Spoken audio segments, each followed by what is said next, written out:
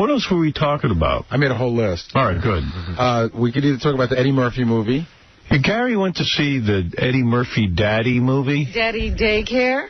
And he was, you know, again, at the movies, the X-Men became again, the biggest movie of the week. Yeah. Made like $45 additional million. Wow. This week. And Eddie Murphy's movie opened to like about $27 million, which isn't so bad. Yeah, that's crazy good. Shows you Eddie Murphy can still bring people in, because that movie without Eddie Murphy would not have done well, I'm sure. But you said it wasn't that bad. It's okay. But the reviews were brutal. My kids loved it. I thought it was like I could sit through it. It wasn't the greatest movie, but it wasn't horrible. I saw Entertainment Weekly, I think, gave it like a D-, and Us Weekly gave it like a C-. Yeah, it was getting like 1 star in the newspaper. It's like, okay. Gary was like, it was a good family movie. Yeah, I talked to some friends who saw it this week, and they said it was cute. You know, that kind of cute. I think Eddie Murphy gets a bad rap because he was such a great edgy comic, and it's such a sellout to see him doing these kiddie Bill Cosby movies. Films, yeah. Well, it's all he does now. Depressing. I know. It's just depressing that this great talent is thrown. It's a waste. Squandered. It's a waste. The other thing is, you know how much it costs now? You know how much yesterday at the movies cost me? It's like $55. Wow. You know, it was like... How many people? 4? 4 of us. It was like $7 a ticket or something. That was because it was earlier in the day. And then it was like $19 on... It's $3 a soda and like $6 for popcorn. And then it was like another $4 to... You should bring your own stuff.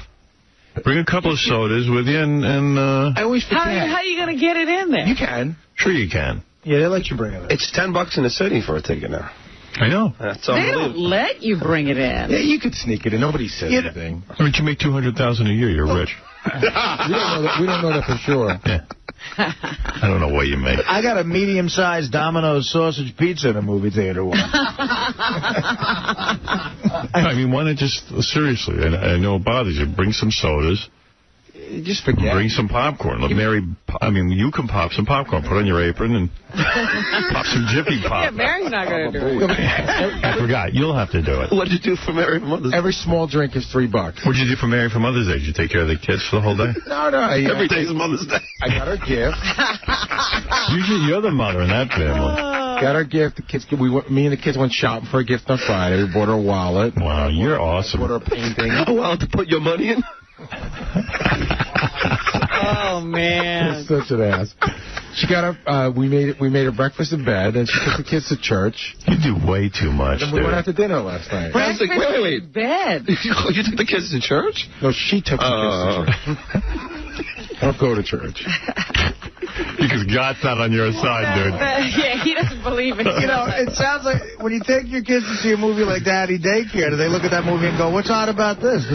Yeah, our dad takes care of us every day. Mom just relaxes. How is this a movie? Why would they make a movie about Daddy Daycare? Our dad bathes us, puts us to sleep every night. Dad wouldn't know what to do. You know the funny thing about all this? I would care about none of this rap if Mary saw me the same way you guys see me. Well, breakfast in bed. If she saw me that way, if she saw me as like the greatest dad in the world, I'd be like, you know what? It's all worth it. All right. Yeah, she doesn't. No. But that's You're actually... still not any good, huh? Oh, my goodness. Right. I'm okay. I'm okay, but I shouldn't be running around looking for any medals. Wow. Whoa. Wow.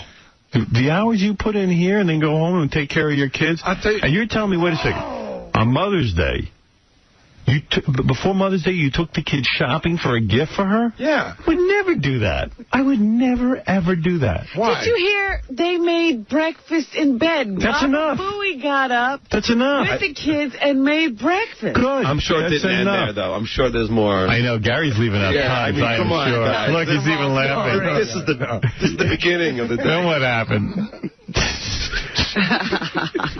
No, it did end there. It's just it started on Friday because she went out to hang out with her friend on Friday. So I was with the kids. I got home from work at 4. Mother's Day to get away from you. And I had the kids still like... Friday night you watched the kids? Yes. That's when we From went 4 shopping. on? What, dude, okay, you ready? Let me ask you something. Do you enjoy doing this? Yeah, to some degree, sure. Friday night, you know what I did? What? I went out to dinner, and then like every adult does. You could get a sitter. Why don't you get a sitter and go out and relax? Go have a few drinks, go to Scores. Or you know what? Have a sitter and go downstairs and watch some TV on your own. Have some alone time. I did. The kids were in bed by 9. Oh, my. Yeah, and what time did you go to sleep? You're exhausted. I went to bed like midnight. Oh, really? So you had 3 And you hours paid them, I'm sure. I didn't. Wait a second, let me understand something. You took your kids to a mall to buy Mary a gift? Do you want to know the rundown? Yeah. You want to hear the rundown? Yeah. All right. You had the worst situation here. Yeah. I pulled through the driveway at 4:15 on Friday afternoon. Which, by the way, was a late day for us.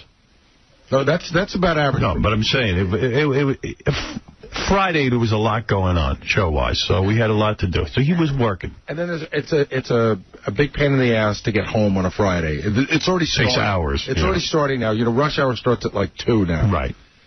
How is that possible, by the way? I don't know. Because people knock off early on Friday and try to get out of the city. But what are these jobs that you could leave at 2 o'clock? All these office jobs, they seem to have flexible hours.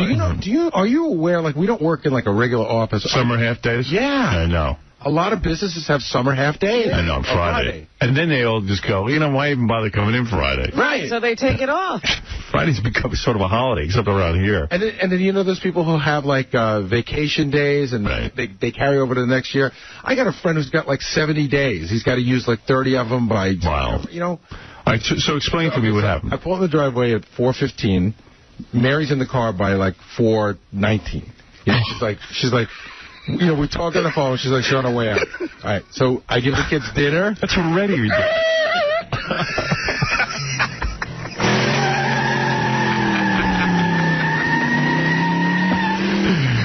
What a nightmare. Baba Booey. I'm just picturing these cars.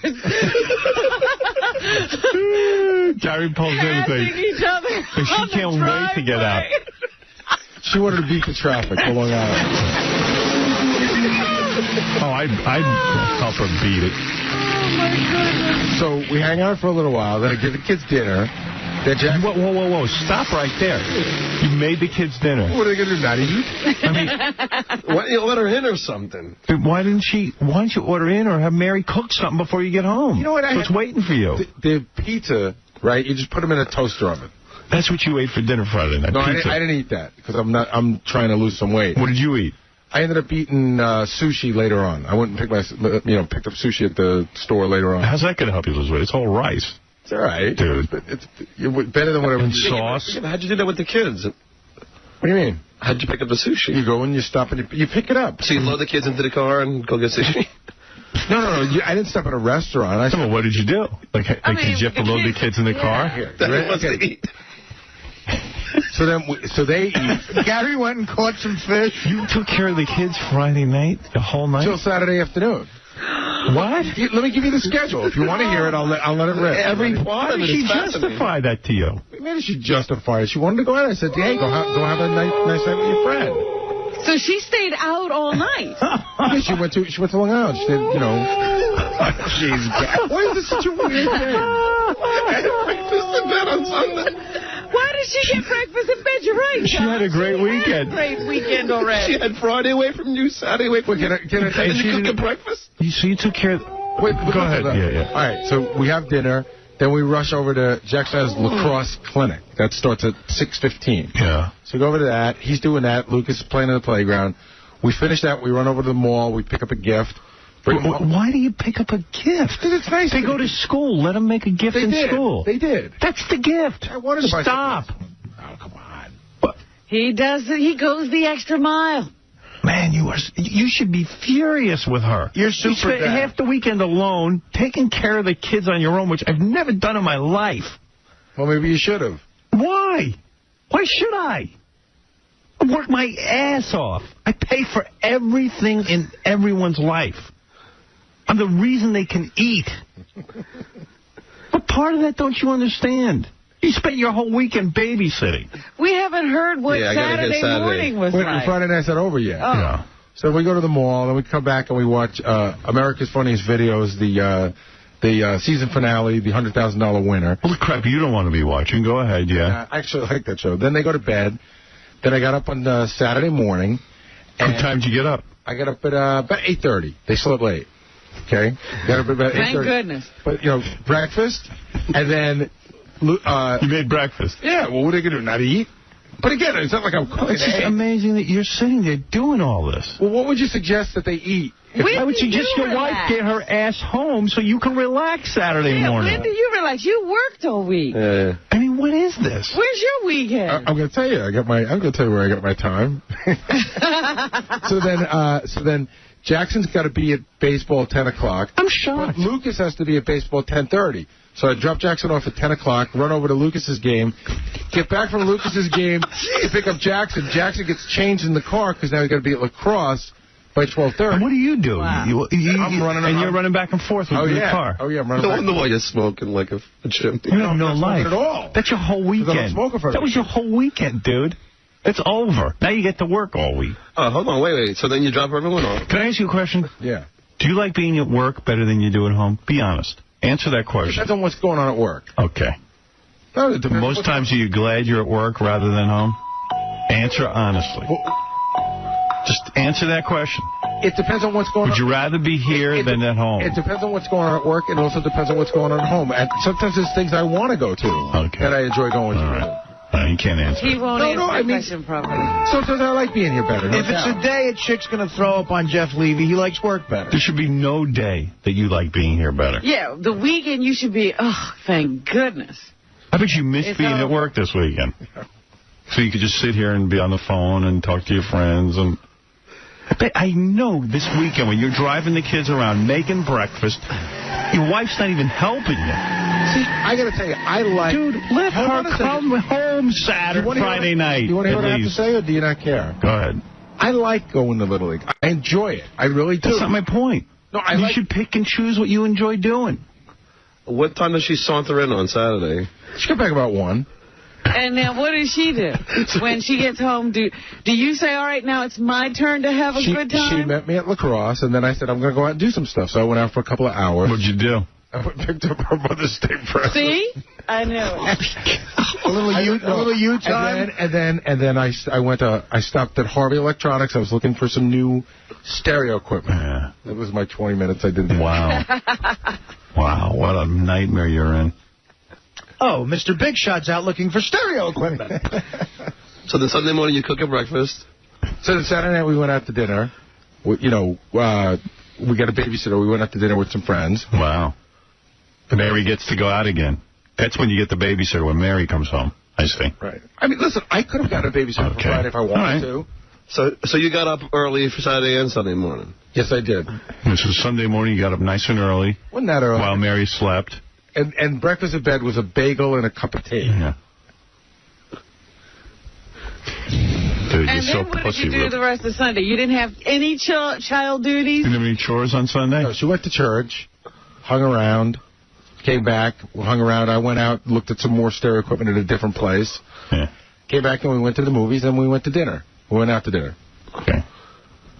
Nice weekend. Yeah, she's been out to dinner the whole weekend. Yeah, she didn't. She went out Friday night, Saturday night, and Sunday night. You know, I got to tell you, somebody. You know what? And she couldn't make dinner Friday night before she left. You know what somebody said to me about you guys? Wow. They said, dude, you think the same thing. With the exception of Fred. Yeah. I work with probably some of the worst boyfriends and husbands in the history of the world. Are you kidding me? You call Beth and ask her if she's not having a good time with me. Yeah, call Suzanne. And I tell you what, call Allison, who I was married to for 20 years. And I guarantee you, she will tell you she had a good life. She never cooked a meal. A good life or a good time? She had a good life. She never cooked a meal. Granted, our marriage was troubled, but she never had to cook a meal. That was good. I mean, hey, she didn't have to do it. I don't know. If she's going around bad-mouthing me, that would be a shock to me because I don't know that she had to do anything. Let's be honest about something. Yeah. Seriously. It was never an issue between you and Allison that you were in the basement in the office working a lot. No. That was never. It was not allowed to be. That was not an issue. Listen, I would have gone insane if I had to come home. I was with my kids and stuff, but on my terms.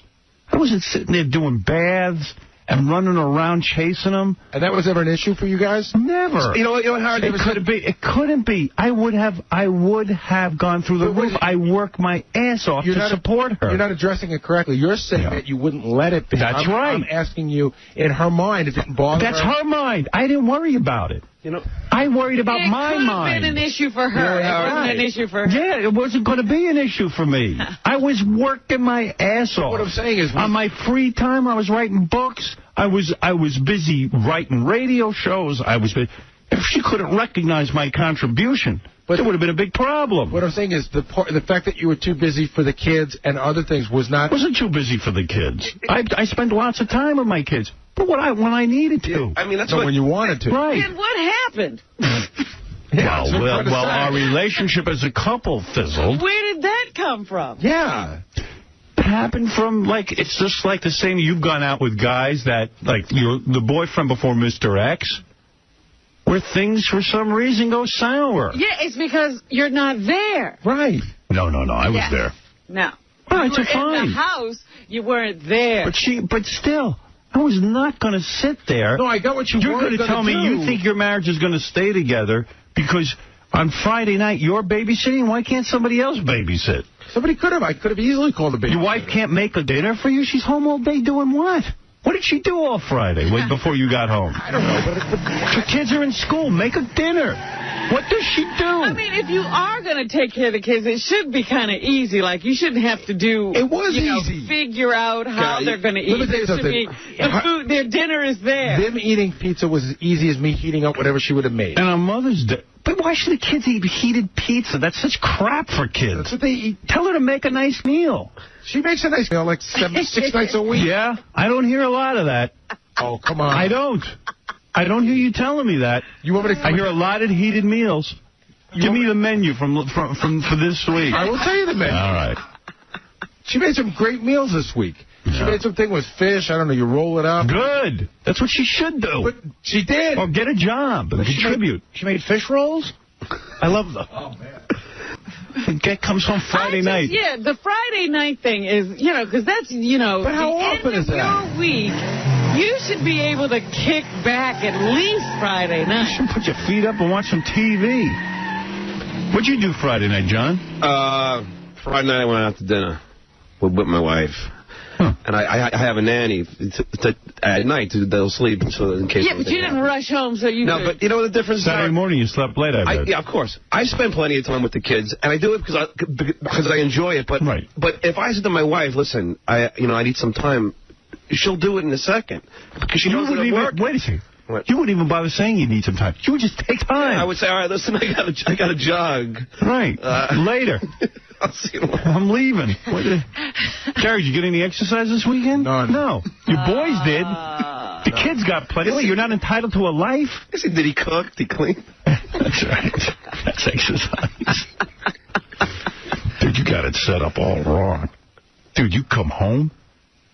She said, where are you? This is what you said. She was saying, this is one you get in the driveway. Oh, Gary. Yes, Gary. Stop the fence. You should have pulled in that driveway and said, excuse me. I would have taken the distributor cap off the goddamn car that she was supposed to take. And I would have said, excuse me, did you make dinner? No? Well, go in and do your chores. Then you'll leave.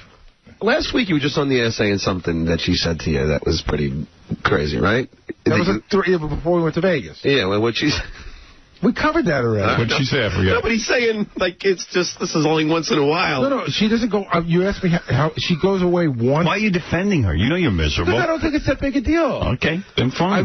I genuinely don't think it's... She was gone from Friday at 4 o'clock till Saturday at 1. You guys make it sound like she took a year off and abandoned the kids. She didn't abandon the kids, she abandoned you. She had the kids covered. Didn't she say after you babysat the kids, cooked and bathed them, and then she said the least she could do is take out the garbage? That was like last year. Get out of here. Do you want to live this way? You're not a great husband. You guys are the guys at the party. All right, I'm not the one smoking and overeating. But wait a minute. How does she figure he's not a great husband? He's saying she still doesn't think he's doing enough. Of course she's got to say that, because she got to keep him in the loop. Well, and the other thing is, too, that you know how we do that whole thing about the softening of American men? Yeah, you're it. No, there's guys in my neighborhood who are just like they're just like, they're there doing all sorts of wacky stuff. Wait a second. Dude, I'm not the world's greatest dad in my neighborhood. I don't. Friday night, you didn't even have a hot meal, dude. You're eating toaster pizza. No, I didn't eat that stuff. The kids did. That's nice. You drove out with your kids at night to go to the supermarket. Yeah, tell the truth. That's what I would want to eat. I like to eat sushi. So why didn't she go out and pick it up for you? She could get it for you. You're watching the kids all goddamn. She was home all day while you were working. She could have got it for you. Oh, fine, okay. You're right. She could have gotten it. Oh, please. Yeah, I mean, hey. I know Gary's very irritated by all this, but right now he's feeling defensive. You think he's irritated? I'm a little more irritated by you guys than... Okay, whatever. We're friends. You can talk back to us. Yeah. You can't talk back to your wife. Who would you say, honestly, Gary, who would you say wears the pants and like, your family? Oh, there's no doubt. She does. I'm not going to sit here and lie to you. When's the last time Mary did something special for you? Well, what do you consider special? You would know it if it was special. Well, like, to let you have the weekend to sleep late because you get up at 4 o'clock in the morning every week. When I got back from Vegas, she let me sleep late that next morning. Oh, okay. How late, 9? Like that. Dude. Oh, get out. You want to look at the other stuff on my list? Are we talking about Eddie Murphy? I mean, really, what is that? What? Boy, she must have some real good something between her legs because, man, you are a tame man. Did you have any Mother's Day sex? Huh? That's not what you get from Mother's Day. That's what you do. That's what you do to your wife and your children on Mother's Day. Crazy. Did you have sex at all for the weekend? No. Friday was impossible. That's right. So what'd you do? Watch porn? But things are going I didn't do that. No? You did. You pleasured yourself. You know what? I swear Really? I didn't. He was too busy. He was exhausted. Hold on. I saw you trying to pleasure yourself. I'll be upfront with you. You didn't put that... No, Friday night I did. Yeah, of course. Yeah, boy, you're in a I rut. can remember. Good for you, guy. That's a little you time right there. And your 3 hours when after the kids went to sleep. Yeah. He relieved a little tension. Took care of his own sexual needs. His wife was out.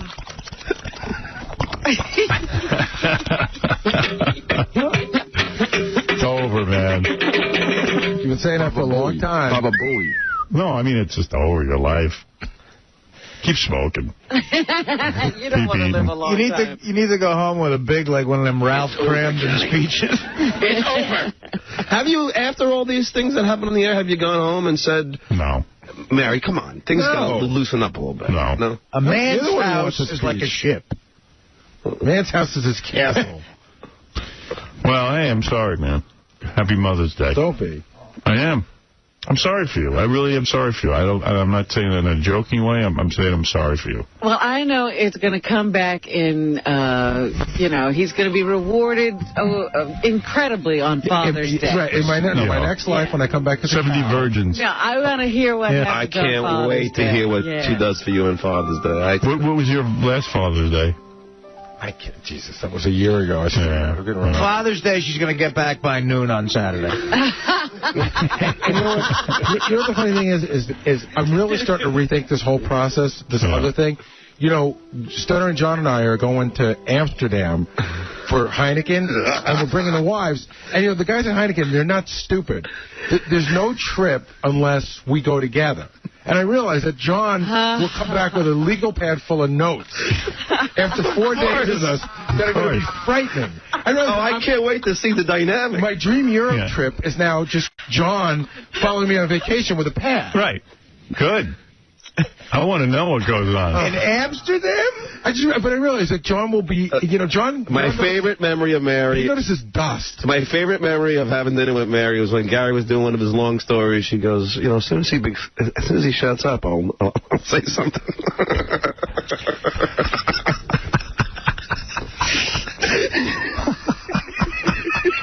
Yeah, John, you're on the air. Hey, Howard. Hey. Did you know that Gary's kids are homeschooled? You can go to the Bronx Zoo and watch them peel bananas. Ah, come on. I don't like that. Shut up, Dan. Give the guy crap. Yeah, I don't want to hear that. I don't want to hear that. Poor guy. Come on. So one of the other stories I was telling you was that when I was at Little League on Saturday, one of the dads came up to me and he said, gee, I'm sorry, you guys, I guess, Howard's going to, get fired or quit or something. What's going on? And I guess he saw that stupid report on TV on that American Justice makes it look like the show's over. Hey, no, I don't know. That's just telepictures.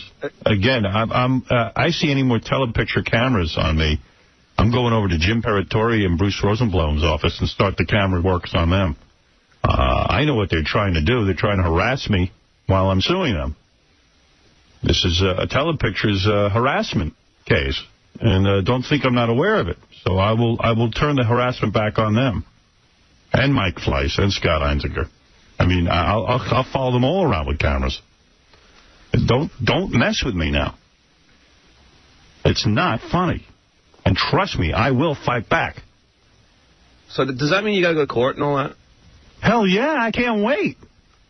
I can't wait to play my show and their show, my show that's been airing for 10 years and their show that aired for a week, and say to the courtroom, okay, it's the exact same show. I can't wait to say, well, I was ripped off. I had to deal with Showtime to bring this to Showtime. And I can bring out the guy from Showtime who's going to sign the deal with me. I mean, at the 2 points that are going to make it look really bad to any jury is that, A, it's your ex-producer, and B, the laser pointer. Yeah. Everything. That's just insane. Everything. The whole concept. Even the consultant. And Jackie, and it's like a corporate raid. It was. Yeah. It's like oh, please, it's over. It's what the Redskins did to the Jets. Yeah, and then in an effort to just, like, make me crazy, they're sending their cameras after me. Telepictures. You know what's going on. So that was one of our other conversations. Yeah. And when you started talking about the cameras going after you, I mentioned to you that I've been being called by a reporter from 2020 for the last 6 months. About what? About a stockbroker we may have known like 8 years ago that John had introduced us to, who I guess has been involved in some weird stuff, and I guess he's coming clean now. And 2020's doing this big report, but we bought some stock from him, myself, John, and Robin, and they keep calling here. So now they sent me this letter, and they're like, we're doing this report. You know, what are your memories of him? What stock did you buy? And I was like, oh, man, I don't want to do that. Why would anyone want to be on 2020 associated with that? Yeah, I would never want to be. And they acknowledge that we did nothing wrong. But we didn't do anything wrong. I mean, we got stock. Hey, it was a stockbroker. You bought stock. Bought stock, but I guess he was doing stuff wrong that we didn't know about. Right. Well, all of John's buddies. No, they weren't he wasn't my friend. That was so your buddy, that guy. There's a picture of you and him in a restaurant. No, that's not the guy they're doing a story on. It's his partner. Well, yeah, I didn't know him that well. But all those firms were, you know. I got to take a break. I know. I knew John's wheeling and dealing would eventually show up somewhere. Well, you know what? I told him, you know, just get me out of this mess. Yeah. One day when he called and he said, Robin, what's your Social Security? I got to get you got to sell this stock. Yeah, that was a good day. Like, you got to sell it now. You got to, you know, whatever you're doing, just stop it. You got to make this call. You know what? All I will tell you, not to get into like crazy details, is we were all in a variety of different stocks with a variety of different people. Yeah, it wasn't just... And we were in one, and it was sitting around. We didn't even know what it did. You know, like we're in the stock, we didn't even know what it was. And John called me up one day, and he said, listen, I got a bad feeling about this. I think you should get out. And he said, same thing, Rob, because John felt responsible. Yeah. So I called the guy up, and I said, get me out. And the guy said, you're nuts, you're crazy. Is that John? That John's a jerk. Don't listen to him. I said, you know what? I got a wife and kids and a house. Just get me out. And he didn't want to. I said, you got to get me out. Legally, you have to get out. Right. And he did. The next morning, I kid you not, the stock went from like 9 to like, 11 cents. Howard, I once bought a stock. I spent $50,000 on it. A week later, it was worth $10,000. Oh. Really? I lost $40,000 in 1 week. I don't know, John, for a while, like a lot of stockbrokers were calling here. I think originally trying to get to me. Yeah. And John used to answer the phones. So then he started hooking up with all these stockbrokers who wanted to please us and get us into IPOs and things. I never did business with any of them. Well, no, John was like a conduit because he would come and he'd be like, Robin, you got to let me invest some of you. I was trying to help you. I'm like, why are you bothering me? I'm not bothering you. I got to tell you, though, I drew the line at this guy. Because he wanted you to be his friend. So. I was trying to be nice. Dude, just worry about yourself. I drew the line at this one guy. This was the last guy Fred and Jaws ever did business with. The guy wore like a leather jacket. Right. Yeah. It was all guys who called here. It was fun. Looking to impress me, so John took advantage of it. Right. And it was funny, I was cold called at my house. No, I used to get the cold calls all the time, and I would argue with these guys all the time, and I would say, why don't I just go down on the street and pick a stranger and hand over $10,000, because that's what you are to me. Why would I hand a stranger? The guy would go, I'm going to make you $1 million. I go, I don't know you. I never heard of you. Why would I give you money? Well, John did. John did. All right, we got to take a break, and we'll be back right after these words. Can't quit smoking, so now he's going to send himself to Virginia to a special smoking clinic or boot camp or something. What, is he like going to rehab for smoking? Yeah. Virginia? He's going to go down to Virginia. What's in Virginia that they can make you quit? I don't know what he's doing. What's wrong with you? Did you hear about this, John?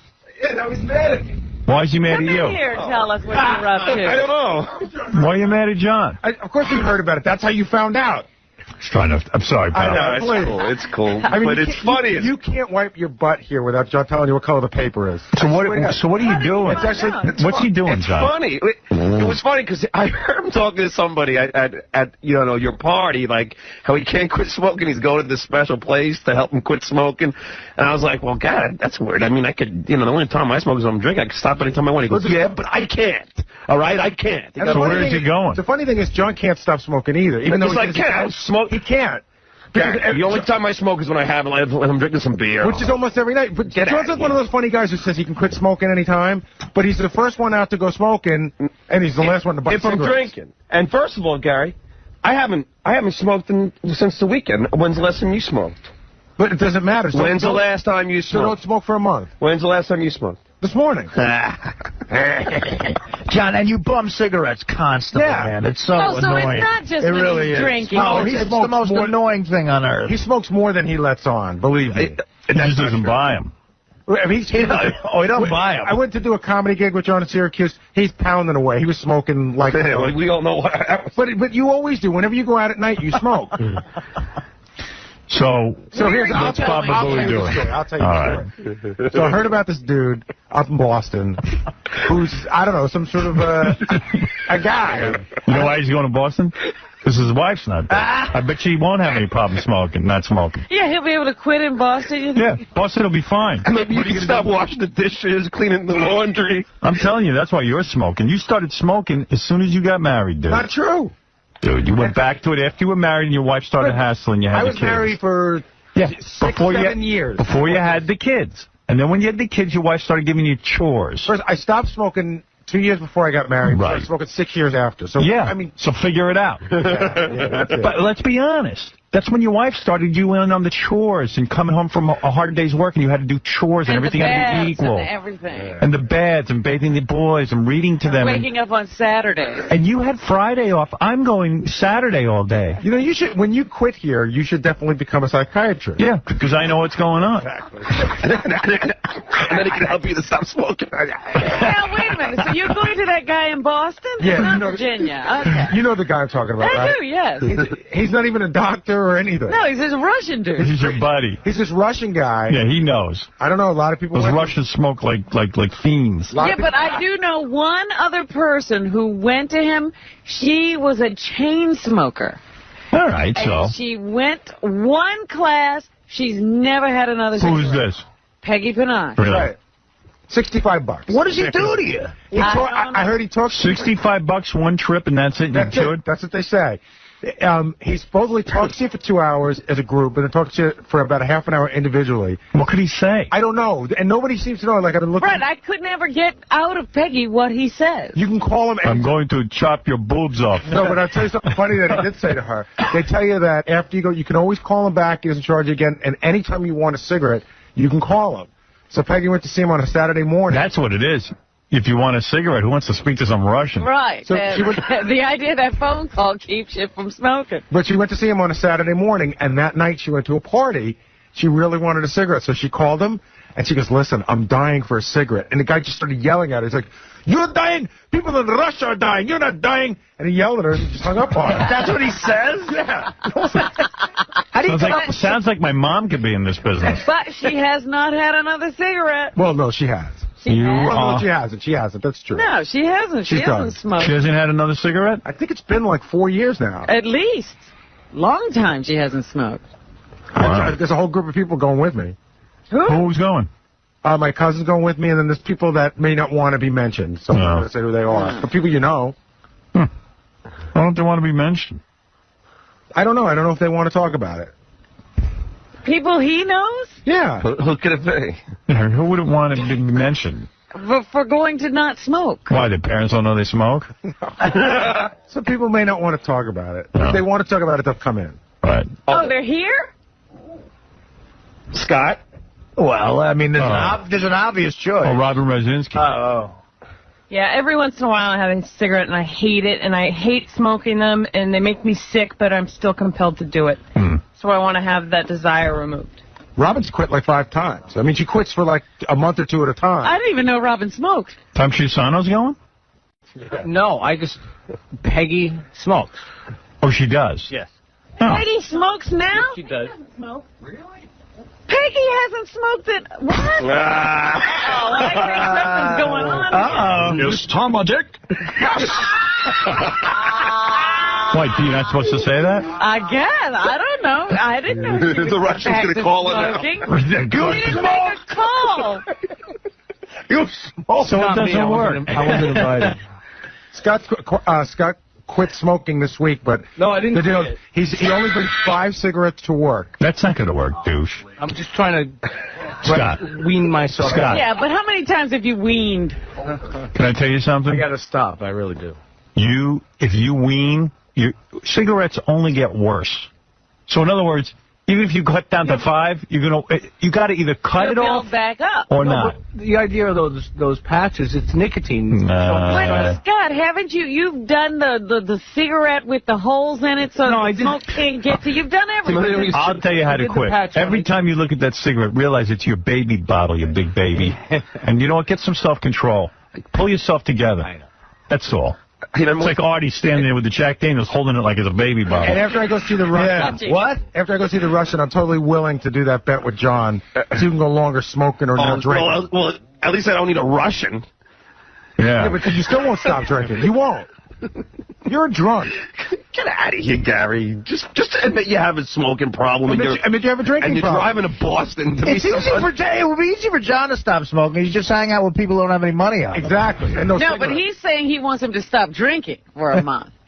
It's an easy... No, I would you do that can't. in a second. You can't. Yes, I can. I mean, I don't drink all the time. I think I could stop drinking for a month. If there was I know will never happen. If we put up some sort of cash, and I could do it. Yeah, but you'll drink. Not if you had Everyone knows. comedy shows in that month. There's no way. Right. I bet I could. You're not good. You can't give up drinking. I'll bet you $1,000. John, absolutely. Okay, When starting are now. you starting? When are you Starting right Starting now. today. No. Starting today. What do you mean, no? I can tell you right now. Artie can't start till after What do you mean, no? I can't do it. Give John $1,000. I didn't think anybody right would call now. my bluff. I just wanted to get into the conversation. All right, Evil Dave wants to say something. I got an idea to get John to stop smoking, and this will be a nice reward for John. If John can quit smoking, he gets a breathalyzer test from a stripper. How about that? That's Where is that written down? I just Oh, come on. I don't know. A little incentive for the guy. Anytime that hand goes up, we should ignore it. Just ignore the hand. Don't put your hand up anymore. I'll call on you. All right. Put your hand down. So the big story John wants to tell you, yes, I am addicted, so fine. Right. Thank you. Are you happy now? I think it's cool that you're trying to stop. Yeah, that's great. You know, but It ain't going to work. You couldn't win one way. If I smoke Let's more, see. John thinks I'm a jerk. If I try to quit, John thinks... No, you should try and quit, but it's just funny you're driving all the way to Boston. Why don't you try and quit? Because I don't smoke that. Gary, I don't even smoke a pack of Just weed. for the heck of it, don't have a cigarette for the next month. Fine. All right, just do it. I'll bet you $5,000. No, just let's Come on, do it. put your money where your big mouth is. Well, you'll do anything for money. Your incentive is money. What is I the don't need bet? it that bad. What is the bet? I will bet Gary $5,000. I will not smoke for 2 months from right now. But see, if you put money in front of John, he can do anything. Right. Just don't do it because you don't want to do Make it. it drinking, Gary. Why are you picking on his smoking? Yeah. Picking up both of them. All right, I'll bet you $5 grand. Don't smoke and drink for 2 months. $5 grand. Because he wants $5 grand. Exactly. Yeah. Just do it. No, man, do it. You could not drink for 2 months at gigs? Of course. 2 months you would never drink? I don't know about it. He's done that before when he trained for the fight. Yeah, but I didn't drink. Again, it's all about the money. I didn't do anything. I didn't do anything. You drank during the training for the fight. Not the month before the fight. I didn't do anything. I didn't drink. I didn't smoke. I didn't But do we're anything. saying now 2 months. But he's not training. I'll And bet you're not Gary, I'll bet you $5 grand. But see, it's about the money for I him. know. It's $5 grand he wants. Just don't drink for a month. But, I mean, I only drink on the weekends. But and I So enjoy it. don't drink for 2 months. If you're not an addict, it wouldn't matter to Yeah, you. right. Just don't drink. I don't drink into, abnormal mode. But just don't at all, then. John, you get drunk. Come on. No, I don't. He can't drink. He can't stop drinking. No, you don't. You don't get drunk. Stop drinking for a month because come we're on. telling you. Forget about me for a second. wait a second. Forget about me for a second.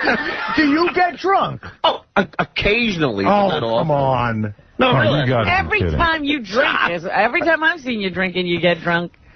Hey, Chris, you're on the air. Drunk at your party? Hey now. Please, who Hey, now. broke something? Yeah, I went to the Mad Russian on October 10th last year, and I haven't smoked since.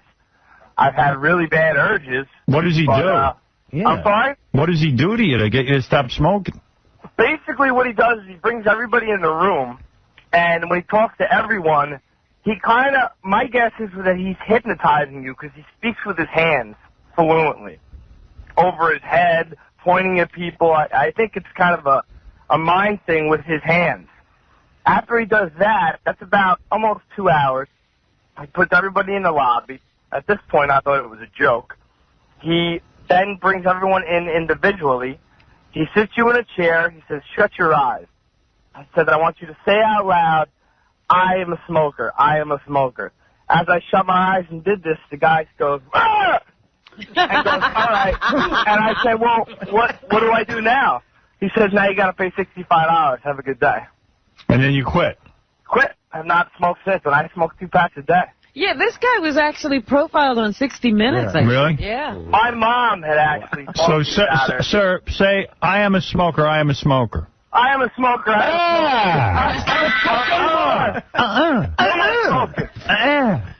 Like, if this guy said he was charging $600, I'd probably go. How many $65? How many packs do you smoke, like, a day? I don't smoke even a half a pack a day. That's a lie. I can tell you, I know that's a lie. It isn't. When I drink, I'll smoke more. But like yesterday, I know I had exactly 7 cigarettes. Well, then why Exactly go? 7. One Yeah, day. because I don't want to have them at all. No, during the week. and I've on the seen you weekend. on the weekend. You had 7 cigarettes at Robin's party in the Absolutely. first hour. If I'm drinking, but then like I love this if I'm no, drinking. but Saturday and Sunday, the 2 days combined, I got home. I think I had 4 those 2 days combined. That's because you're at home and they won't let you smoke. I don't smoke when I'm home. It's a weird thing. I'm averaging less than half a pack a day, easily. Gary, how long have you smoked cigarettes? This time, about 4 Yeah. years. About 4 years. They tell you that after 3 days, 72 hours, the nicotine leaves your body. And then it's all mental. Well, let me tell you, it's bad. It's the first 3 weeks, it's horrendous. It was the worst. I almost decided to go to the hospital. Give me $25. I'll treat you, Gary. No, but, he's right about that. When Say, I am a smoker. I am a smoker. Say it over and over. I am a smoker. Oh. You know how he's right about How that. you feel? When I quit the first time, like for a month, I couldn't sleep. Like I would wake up every half hour. It's almost like when you see those guys in the movies, rehabbing from alcohol. Hey, Gilbert's here. Let's tell him you're paying to go down and quit smoking. Where is Gilbert? Yes. Yes. A whole 65? I hear Gilbert's single again. Yeah, Gilbert's single. Yeah. Really? He broke up? He or dumped she, that No, cute girl. I think she She dumped must him. have dumped him. Come Yeah. on. Well, here's what happened. Who's he dumped? I saw her. I ran into her at a party. Uh-huh. We're talking about your ex-girlfriend. I ran into Gilbert's ex-girlfriend at a party, and she told me the whole story. All right, tell me then. I'll fill you in. I didn't even know what she was doing with Gilbert, but. Hey, Gilbert. Gilbert. And how long did it last anyway? How long were they together? How did his parents know to name him Gilbert? Isn't he perfect? Perfect. They knew. He trained a comedy genius. Clarence was taken. Did your parents, because your parents are old Jews, did they have to use the G. Is there a relative you're named after? I know a lot of Jews do that. Yeah, no, I have no idea where it came from. Did you ever ask your mother? No. Was I named after someone? Why did you name me Gilbert? I have no idea. You never asked your mother? No. Do you speak to your parents? No. Wasn't Gilbert a famous gay convict? That's why you're dressed like a gay convict today? So, Gilbert, what I heard is that, and maybe you guys heard this too, because that chick you were seeing was real cute, blonde. Like, I don't remember seeing. Loves Gilbert, okay? He's been banging her for years. How long, Gilbert, was that relationship? How long was the relationship? Oh, I have no idea. 4 or 5 years. About 5 years. Yes. All right, okay. He knows. He can't answer anything. Yeah, that's his thing. Yeah. He thinks he's on Hollywood Squares. I have no idea. That's why Hollywood Squares is good for him. Right. Yeah. Yes. Yeah, they don't ask you anything. So anyway, this chick, I run into her. Every time I see her with Gilbert, she's like all over Gilbert. Him, yeah. It's freaky. It's weird. Can't believe you're right. Can't even believe your eyes. Believe he must be paying her. Yeah, like the Russian yelled at her and then hypnotized her. Not to stop smoking, but to love Gilbert. I'm dating Gilbert. I'm dating. Keep saying over and over again, I'm dating Gilbert. So anyway, I see the chick. What's going on? Oh, Gilbert and I aren't together. I go, what happened? I love Gilbert. He's fantastic. But what's the big but? But she's like, you know how Gilbert is. And I go, I know. Like won't take her anywhere romantic. Won't be romantic. Won't say I love you. Won't commit to anything. Won't commit to anything. Other than that, I'm perfect. Won't spend a dime. Did they go on vacations together or No. anything? Nothing. Nothing. She said he's ill, like, He's ill? Ill. What do you mean ill? Like this is a sickness with him? His cheapness is a sickness. I mean, it's really disturbing. Like in his apartment, he's got like boxes and boxes of shampoo that he bought on sale once, and he buys them in bulk. So what's odd about that? That's great. And it drove her crazy. Yeah, like he wouldn't like pay for dinner. She had to pay for every dinner, Gilbert? Yeah, like I'm like 1 inch away from like putting pages of the Bible on my wall. But it was really weird. Like Chicken blood. So I said, he won't pay for a cab even. Oh my goodness. Yeah. So I said to her, Like someone else I know. it sounds like you were waiting. Won't pay for a cab. Yeah, John, you don't pay for a cab. Artie is such a liar. Everyone else seemed to get what I was talking about. So anyway, the girl was like, I think she like hung around a long time. She definitely was in love with Gilbert, but she was kind of like, I think I got tired of waiting for Gilbert to change. Right. Like to give in a little bit. Yeah. It wasn't going to happen. Any progress at all. Yeah, there was no progress being made. You're tough loving a guy with 20 cases of Alberto VO5. Howard is dead with Gilbert. Like, what kind of shampoo was it, Gilbert? It was toothpaste too. Brack toothpaste. Tons of toothpaste. He buys like toothpaste. Oh, this was it. I'm sorry. Every hotel he goes to, he takes all the shampoo and conditioner out of the hotel in the hotel room and brings it home with him. Miniature. Like all the little soap, all of it. She says he has bins. That's because they won't fit my... He's got bins in his apartment full of these shampoos and conditioners. Gilbert, let us into your apartment to film. Yes. Come on. Yeah, we got it.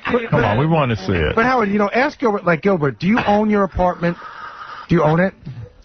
What? Oh. Do you own your apartment? It's like a rent no. control. Did you own a car? No. So what's the biggest purchase you've made in your whole life? What's the most money you ever spent at one time? The toothpaste. No, but he doesn't buy VCR. He bought one VCR. He doesn't buy stereo equipment. He waits. Do you have a stereo? Yeah. It was probably given to you. Yes, right? pretty much. Right. Yes. And the VCR you bought, though? Yes. Right. So you paid for that. Well, that's what? My last VCR I bought, the other one was actually given to me. But he doesn't make big purchases. Like he makes money, but he doesn't spend it. Why do you think you don't spend money? I did a show for a guy at Panasonic. You did. You know what it is? I know what it is. What? I think Gilbert's mom and dad were very, very poor. If I can play psychiatrist here for a minute. Can we have some music? No, but I mean like poor, like... Dirt poor. And Gilbert has always felt inside that he... Matches where the pen is on your son. Gilbert hates aspects... Gilbert can't stand his mother and father. Only you can... See, I'm getting to him. I know. You must be getting a cord. Start all over. Gilbert has, bad thoughts about his parents, and he feels guilty about it. So what he does is he punishes himself, and he's taken on his parents' affect of this cheapness, because they probably went through the depression. Well, he's probably still blaming them. The reason he can't enjoy life is because they never enjoyed life. Gilbert, I'm going to say something to you right now. I'm going to be Dr. Phil. Oh, okay. It's okay to have negative feelings about your parents. Wait, you have to have the Western accent. Gilbert, it's okay for you to hate and love and have full range of emotions. What makes you think your Jew parents, your poor Jew parents, you should hate them? But Howard, I think Gilbert lived with his mom for a much longer time than most people because that didn't cost anything. Yeah, when did you finally move out of your mom's house? About a week ago. No, come on. Tell the truth. How old were you? Were you like 30 or something? How old were you when you moved out of your mom's house? I don't know. Oh, you know plenty. I'm pretty sure it was over 30. 45. He had to get rid of his mother. There was no more room for the Holiday Inn conditioner. Chauncey, you're on the air. Go ahead. In New York, there's always a party every night. There's always like a PR party for some sort of event. Right. Every one of them you'll see Gilbert at, and every time you see him, he has a knapsack. And I swear on my mother's life, he goes around at these parties and loads the knapsack up with everything at the party. I've seen it. It's true. I've seen it. We know you take food from parties. Everyone knows Gilbert. Yes. No, it's bizarre to see a guy with a knapsack. It's Chauncey. He goes to all these parties. Like I scoop lasagna and put it. Why do you stain at all? What do you put in the knapsack? Do you ever feel embarrassed doing this at a party? What? Taking things? What, taking hot dogs? Yeah. No, but I mean taking like little salt shakers and maple syrup he took in the plane, a little half bottle. That's amazing. I just used that up recently. Howard, look, someone gave him a waffle? I would love to have him empty his knapsack when he's leaving the party and see what's inside it. Artie and I burn your fingers. Artie and I took Gilbert out to lunch, and he would only come if we said up front that we were going to pay. So we're at the lunch, and I really enjoy their company. But how did he? It has nothing to do with the free food. But how does he say that to you? Because I say to him, Gilbert, do you want to come to lunch? And he doesn't answer. He goes, I don't. And Gilbert. And I go, Gilbert, we'll pay. He goes, definitely, I'm coming. So we're sitting down at lunch, and then I go, Gilbert, how are you getting home? Because he lives like, 30, 40 blocks away from Jersey, where we're eating. And he goes, I'm going to walk. I go, why? He goes, I love walking. It's nice to get. I go, Gilbert, I'll pay for the cab. He goes, well, I'm coming with you. Wow.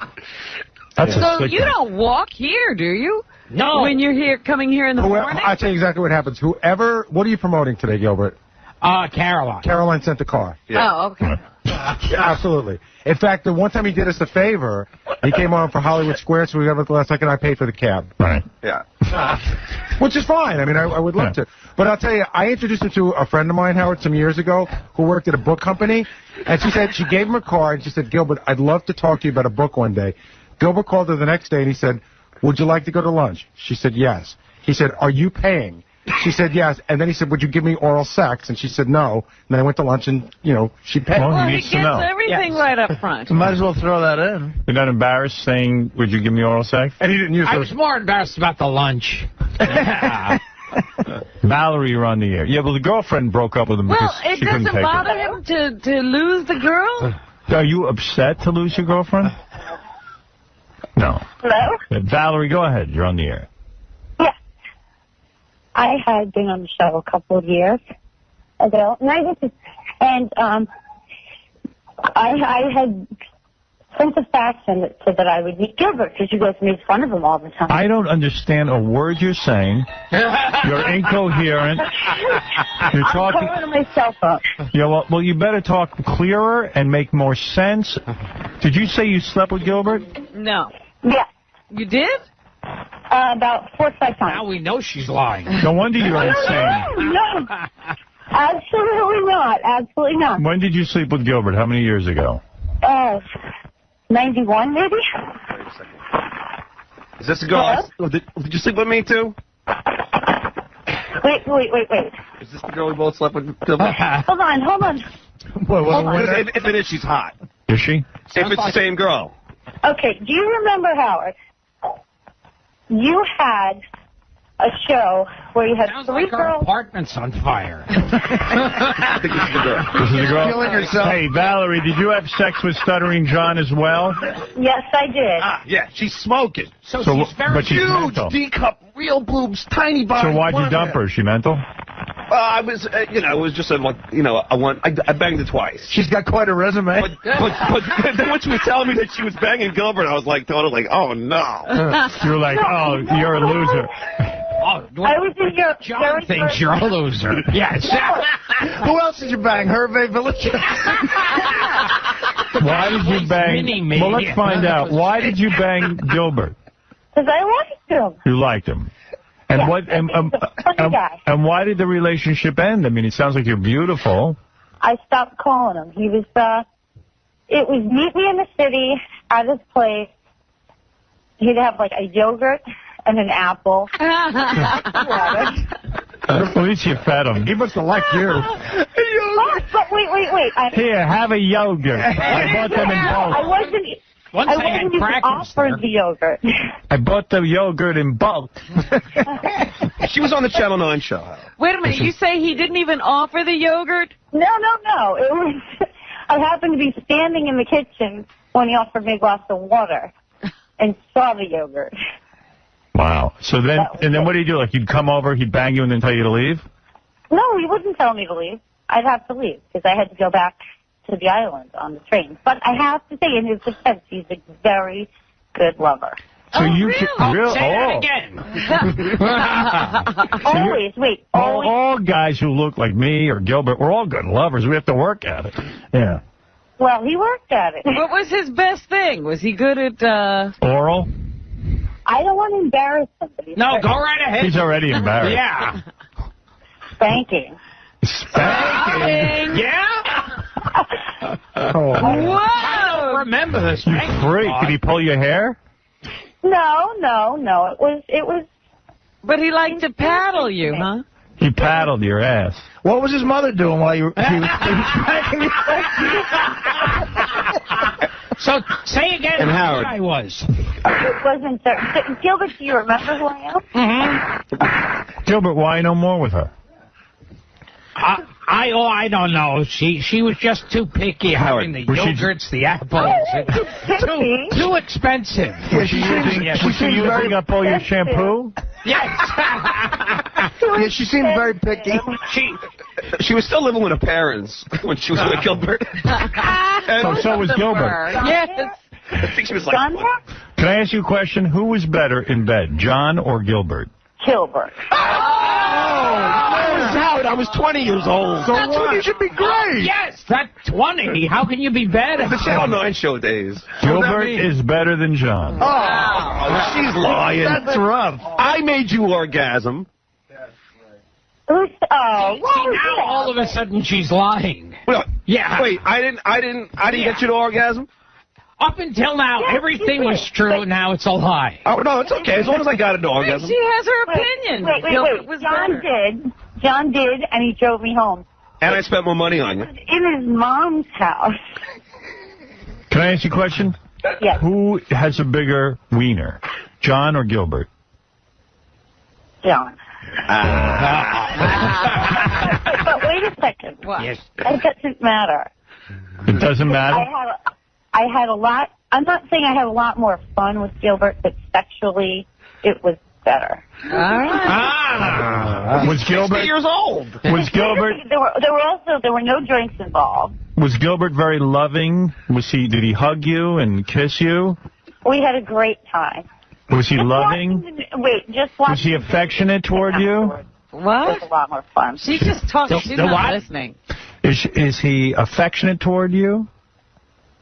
He's still Gilbert. He was never other than Gilbert. Yeah, how does Gilbert initiate sex, actually? She's not being honest anyway. She's not. Oh, No. She's not being honest. Valerie, tell him how weird. You got to. How big? Tell Howard how weird the Gilbert dates were. You used to tell me you had to meet him in a certain place. And yeah, and wait. At like a bar across from his apartment. Yeah. And it's not even like, would you like a drink? And then we'll go back. It was like, she's here. Okay, let's go.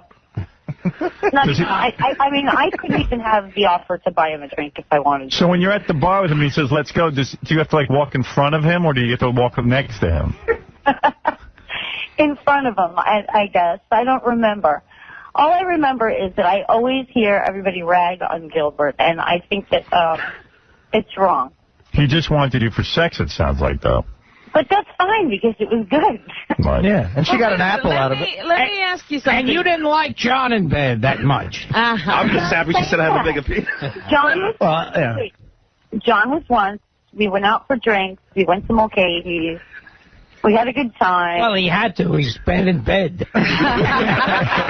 Yeah, Gilbert knows how to treat it. Gilbert takes you right up there for good time. Hey, Gilbert's like dice. Get in the bed. Yeah. I like older men. I like guys like that. But wait a minute. Let me ask you something. Does Gilbert have any conversation, or does he just say, let's go right to bed? No. Well, we did. We did a little bit. Does Gilbert ever ask you about yourself, or he doesn't care?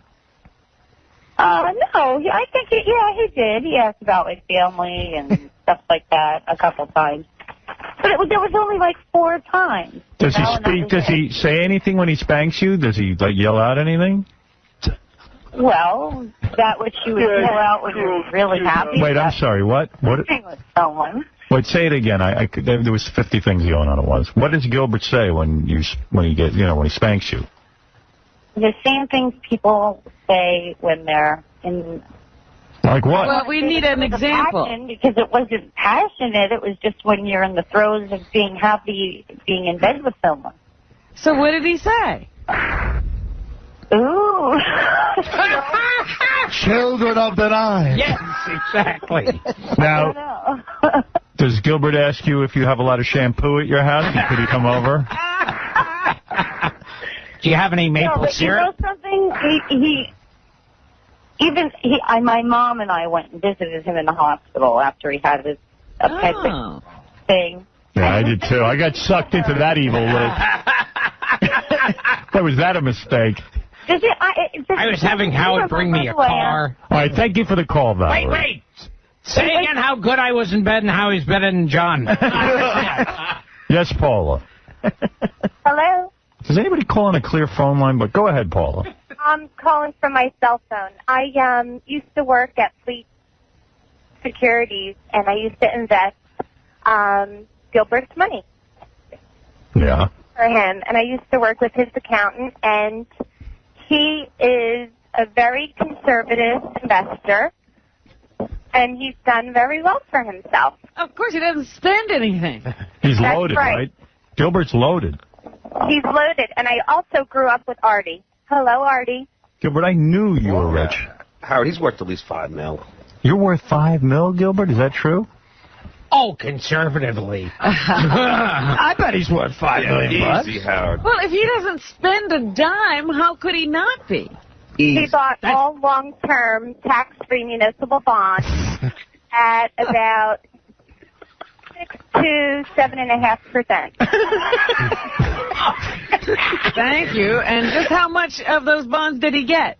I'm not going to let you know that. After these commercials, Gilbert's proctologist will tell us about his last anal exam. Yeah, exactly. How many stocks can I get for 40 tubes of Crest with fluoride? So, Gilbert, you're sitting on a Artie. But when is Gilbert, what is he saving this money for, and when is he going to enjoy it? I don't know. Yes. Can I say hello to Artie? Who are you? Gilbert, you will never have children, will you? I mean, you'll never marry and have children. It sounds painful. Yeah. You wouldn't do this on anyone. Now, you know Artie?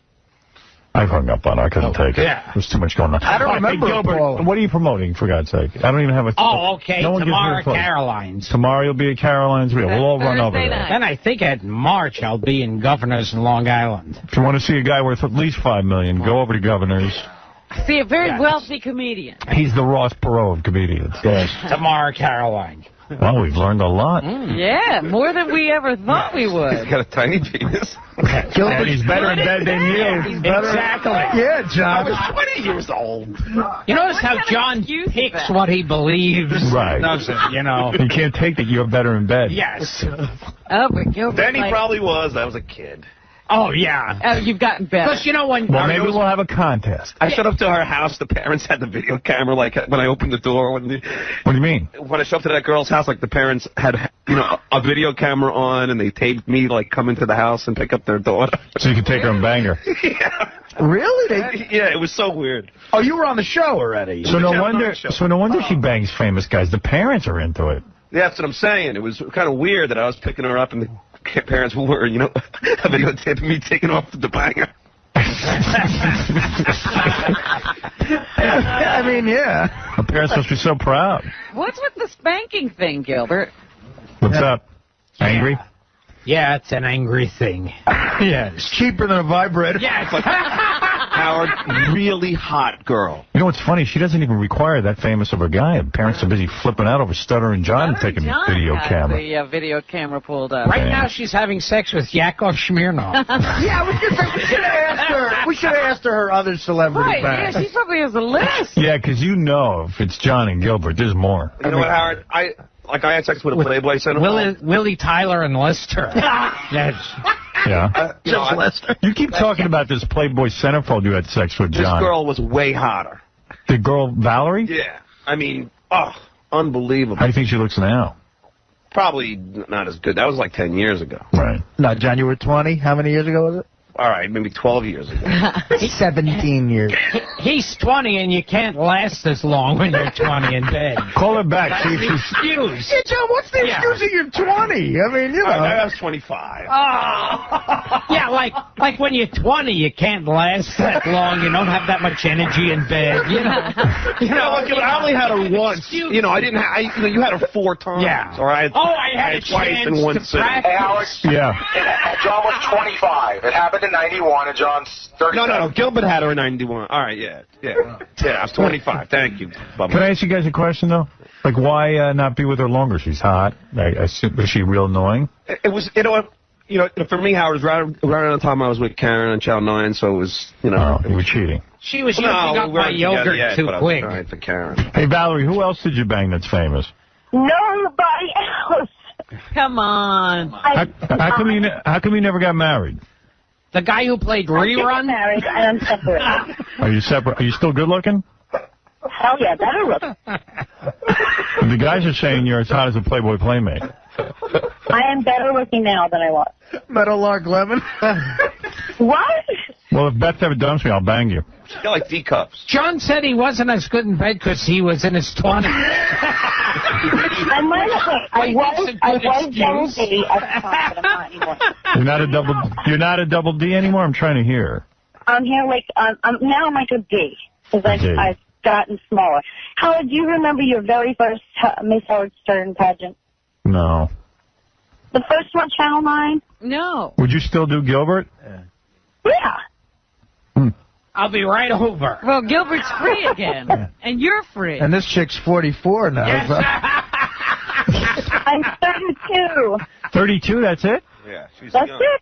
Wow. She was 18 when she was with Gilbert. Oh, no. I would come and show you what I look like, but I know that you would say, oh, no, she's not that good, because you guys always say that about everybody. No, we don't. No, come in, honey. Let's see you. Come on in. When? What's with your parents taking videotape of Stuttering John? Yeah, wait. That was a joke because John would always run up to everybody with a camera and start asking them stupid questions when you'd send them out. So my father, being the pothead that he is, would say, hey, this is so funny. Let's do the same thing to him when he walks in the door. He's way involved. I see. No wonder you're banging these guys. Did you tell your dad that you banged me? Did you tell your dad you banged Stuttering John? He must have been very proud. And he's got him on tape. Yeah. I would come in and show you what I look like now. Okay. Hold on. I'll put you on hold. See, John was in his 20s. He didn't have that much energy. Yeah, John, where's this Playboy Playmate you banged? Let's get her on the show. What do I care? What's her name? I mean, give it to Gary. I Give it to already Gary. give it to Will. I mean, he's already looked her up, has the pictures of her and stuff. What's the matter? She doesn't want to come on? I don't know. She was on the show. What do you think I got? He has pictures from the magazine to prove it. And you know what she told me, Howard? She said her boyfriend's going to allow her to have sex with me. What is it? I talked to the Playmate's mother, and she recently suffered a stroke, so she's recovering from that. The Playboy's Playmate or the mother? The Playmate. The Playmate had a stroke? I stroked a few times to that Playmate. She had a stroke? Yeah. John's Playmate? Well, John was 23 when he banged her. It was really bad. She had a stroke after she banged John.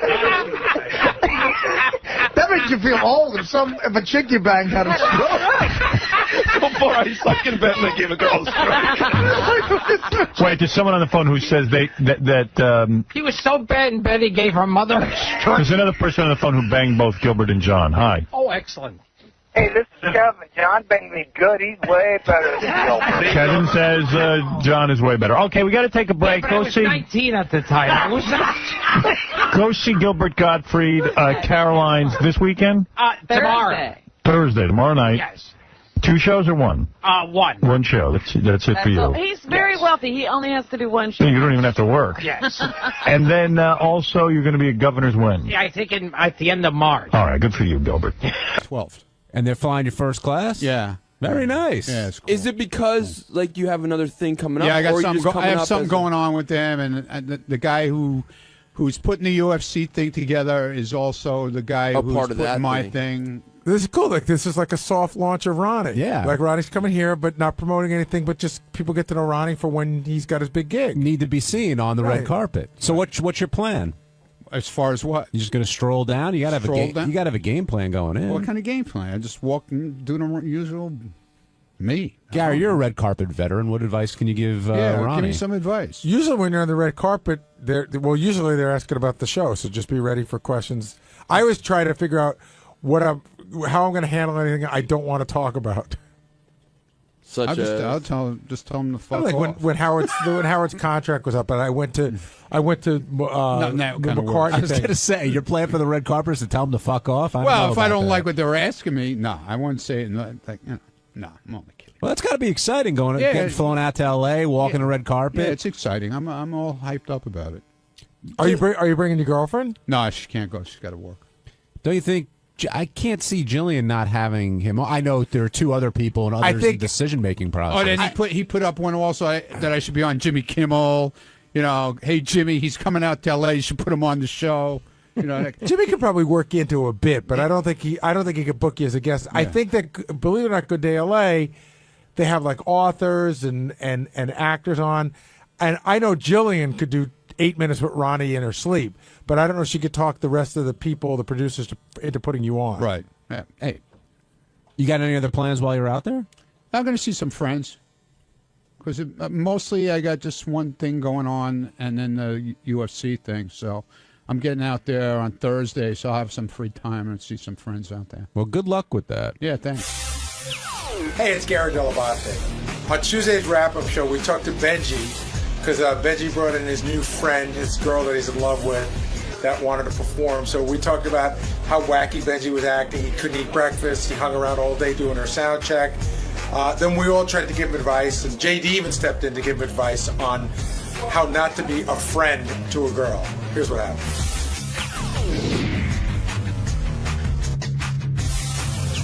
We've got plenty to talk about. Elisa Jordana, we got to finally meet after a lot of hype from Benji, and there's very strong reaction. Some people feel that she's using him. Some people feel that Benji knows this and doesn't care, and everyone thinks he's holding out the banger, except Benji, who says that that's not necessarily the case. But, Gary, pretty obvious that that is the case, don't you think? He's just smitten. I mean, he doesn't see it, and we've all been in that position. But he's like, no. Even if she never sleeps with me, this is somebody I could be around with the rest of my life. But I think we all sort of know in a year she'll be gone. She'll be with the chick he went to the Christmas party, wherever she ended up. That is who was the greatest person ever and really a sweet girl, and we're gonna be friends forever.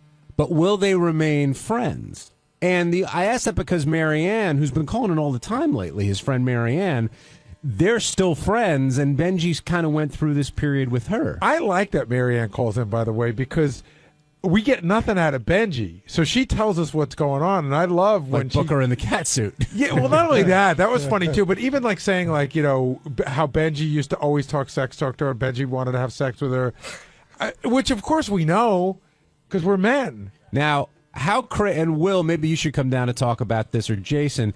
How crazed was Benji leading up to this appearance? Oh, here's a good one. Doug comes to me, Doug Goodstein from TV, and he says, we order Benji's breakfast every morning. He's never missed breakfast ever. He didn't come in until after she was done to get his breakfast because he was too nervous to eat. I know Will said that he had sent some notes about her, which makes sense doing the research, but he was sending out yesterday. He sent out a whole bunch of links to her songs and videos. Got that. Then he was hanging around here doing her sound check. Then he was walking her around the station, went on Jenny Hutt's show to promote that she was going to be on this show, which, again, I said, I don't know whether Jenny Hutt has, 5 listeners or 5 million. It doesn't matter. He got to throw her in front of a microphone.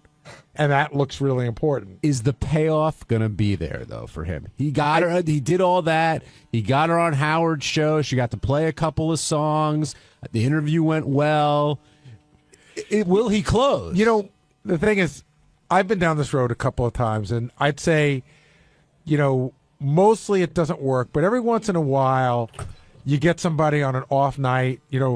They're vulnerable and maybe had a little bit to drink, and they get to the sort of like, you're a good guy. Maybe you're saying a fuck of convenience. Well, they give it a try because they really do like you as a person, and then it's just ugly for everybody. It's just they realize they don't like you. Now they fucked you. How do they get out of your life? It's uncomfortable for all involved. Now, Will Murray, I saw you trying to research this guest yesterday, and Benji wouldn't leave your side, it seemed, like all afternoon. I know. Typical Benji. Typical Benji is the one time you actually want to talk to him, he's not here, right? Oh, I know. We're waiting for him. Yeah, he's just, he was a pain in the ass with the notes. He had to constantly look over my shoulder, make sure everything was explained the way he wanted it. He was very worried about how she'd be perceived on the show, and actually how he would be perceived on the show. What do you mean by how he would be perceived? Well, the whole ambient story that she told a little bit today, he didn't want that to seem like he was some kind of like date raper. Yeah, which I think he is a little bit. So she was going out on the dates, and he was just tagging along, right, with the Ambien and then feeding her drugs before the date as well. And by the way, Robin brought this up. She said that was like what Nixon used to do. When Nixon met his wife, who wasn't his wife, he met her in college, and he was madly in love with her the way Benji is. And so he used to chauffeur her on her dates, like drive her to her dates, and just figured he'd hang around. Again, this is the whole Al Roker thing. But to me, the vision of Benji 3 tables away on her date is super creepy. Yeah, the whole thing was bizarre. Passing out, by the way. And her too. Yeah, because she'd been drugged. Again, I think we kind of flew past that. I know she's an adult, and Benji didn't force anything on her, but the fact that he was recommending she take drugs either before her date or before her appearance on the show is so creepy. And who had the Ambien was just lying around. Like, I don't know. To me, that was a fascinating part of the story. But clearly, they're both crazy, and that's why you can make fun of Benji all you want. But a girl that would let Benji sit 3 tables away while she's on a date is equally as crazy as Benji is for doing it. So I don't know what is going on over there. So you don't think she's just a happy, fun-loving spirit, and they connected, Let me and they're tell you Skyping, something. and There was nothing fun-loving that came off. I mean, she was great. I'm not putting her down. She was good on the show, and she was a performer. But no, she didn't come off like a happy, fun-loving person to me at all. Yeah, she doesn't seem like a traveling party. Yeah. Yeah. She seemed kind of like a downer, to be honest. and didn't see, and I wouldn't exactly describe her as asexual either. No, especially she's after very hearing some of those sexual. stories. No, she's very. I mean, but another one of her great lines today was when I told the story about how she went to Rick's, and Ronnie said that she'd been at Rick's a bunch of times, and she goes, "Oh yeah, they have great lobster. Like you can't get lobster anywhere else in New York City but Rick's." Hi, Benj. By the way, have you ever had bad lobster? Exactly. It's lobster. By the way, for everyone, we are fully in the vortex. But I think it We makes started sense without you. to go That's there. okay. I don't mind. No How did you feel That's what he after? wants. So she finally came in. We all got to meet her. She got to perform. But I thought I heard you say you felt a little sad after this was all over today. Yeah, I go back and forth on it. You know, on because like I said on the show, sometimes it's just so much fun to be around her, and sometimes it does get a little sad. So there was a lot going on. Plus, I was really tired. Like we didn't get a lot. But of sleep also, last night. I mean, to be a little mean, like lot of you might have talking. felt sad because you've now gone to the pinnacle of where she can use you. Meaning you. I mean, where do you go from here? No, I listen. It's been the same way for weeks, and No, but this was sort of a build-up. I understand where Jason's coming. Like this was a big thing. Like this was the kind of thing where you'd hope after you get on, maybe even not today, maybe tonight. Yeah. She goes, "Wow, I don't have this doesn't get you laid." I don't have any fantasy of that happening now. I listen. I'm fat now. If I met a girl as heavy as me, but had as good-looking face as me, I would say, look, you got to lose weight. Do you think if you lost that weight, like you're saying, and you're in your ideal shape, do you think that would make a difference? Because it sounded to me like today, it's not going to happen with her. All right. Well, I actually tweeted this recently. The great thing about being fat is you always have hope. But do you think think I lose all the weight and there's this? But do you think it's only a weight thing? That's the only thing between you and her? I think no. I don't know. I don't know. I really don't. Howard asked point blank, would you bang Benji? Right. And she didn't say no, right. But she gave the, if there was a nuclear war kind of, like she was giving the excuses. She gave the being nice answer. Yeah. You think that would really work? Well, it seemed like you got the sort of, not that good looking, but a great personality. No, I know. Right? Like, I knew when I pitched that as a, hey, to have her on, I was just talking to Greg about this. Like, there's three things going on. One, did I want to get her on the show and like help my friend out and impress her? Absolutely. Did I want to get her music out there? But I thought the premise of, is she saying she's asexual? I knew she might have been just being nice to me, or I thought it was interesting either way. No, if she's really asexual, that's interesting. No, what you really wanted to do was smoke out the truth. Well, seriously, I know. I mean, you wanted to put her on the spot to get to the truth to say, is she asexual or is she just not interested in you? No, but I thought either way it makes it a real interesting to you, especially. Yeah. But it started to come out in the last couple weeks anyway. So do you look at her any differently after today? I'm very impressed by her because I know she's as great as a performer she is, as talented as she is. She's hardly done any like solo radio on herself. Well, solo is herself, but and I know she was incredibly nervous. Like I know she's incredibly good, but also incredibly nervous. So I'm really impressed by her, overcoming her fears and like doing that. That was another thing that I found really, really interesting. Right from when you pitched her at the meeting, I think she's very talented. But we've had many talented people cross through here. Right. I've never seen you so into it. And first of all, even when she was playing today, you didn't even know the TV show was doing cutaway shots of you bopping and I really do like her music. So I think you really like her. We can tell. I do. I really like her too, but I really like her music also. JD, what advice would you have for Benji? I was also bopping when Lady Gaga was in. Not like this. I don't know. I don't even know. If he's okay with them being just friends, then let him do his thing, whatever. But it seems like he wants it. Hold on, but if he's looking, if he even thinks he's dreaming of a little something more, I think he should just stop. Well, no, because you're really hurting yourself. I get that, and like I said, like I don't think she will meet someone better than me. I don't think that she'll meet someone better than me. I had this conversation with her during the break. I don't mean better than. I'm saying that will make her happy. She won't meet. That she'll be happier. Like have a better emotional. She won't meet somebody. But maybe I'm wrong. Then why isn't she saying, Benji? You know what? You're the love of my life. We should be together forever, always. Because I'll never find anything better. Because she's not at that point, and it might not happen. I agree that, and I might. Like I've said repeatedly, I might say, you know what? It does hurt me too much to see someone I really like this way, but. Sometimes it does, sometimes it doesn't. I gotta say, what happens. I really like the angle you were taking for getting her drugged up and then moving forward. So I would suggest, unlike JD, is either get more or better drugs. All right. Where do you think this will? Like, it's a year from now. Will you be friends? Will we have not heard of her for 6 months? Where do you think it'll all be? I don't know. I could see like I don't know. She's the kind of person I could see. If it doesn't work out, like maybe I like her. I like her a lot. So maybe it's someone I want in my life, all my life. And so I don't know. JD, you've been the friend victim, right? With some chicks? Yeah. Like, have you remained sort of recently? And you have to just. It took a little while, but you have to cut the cord. Yeah, but if people, because it'll kill you. But JD, like I went through some major anxiety over someone, and it's just like, ugh.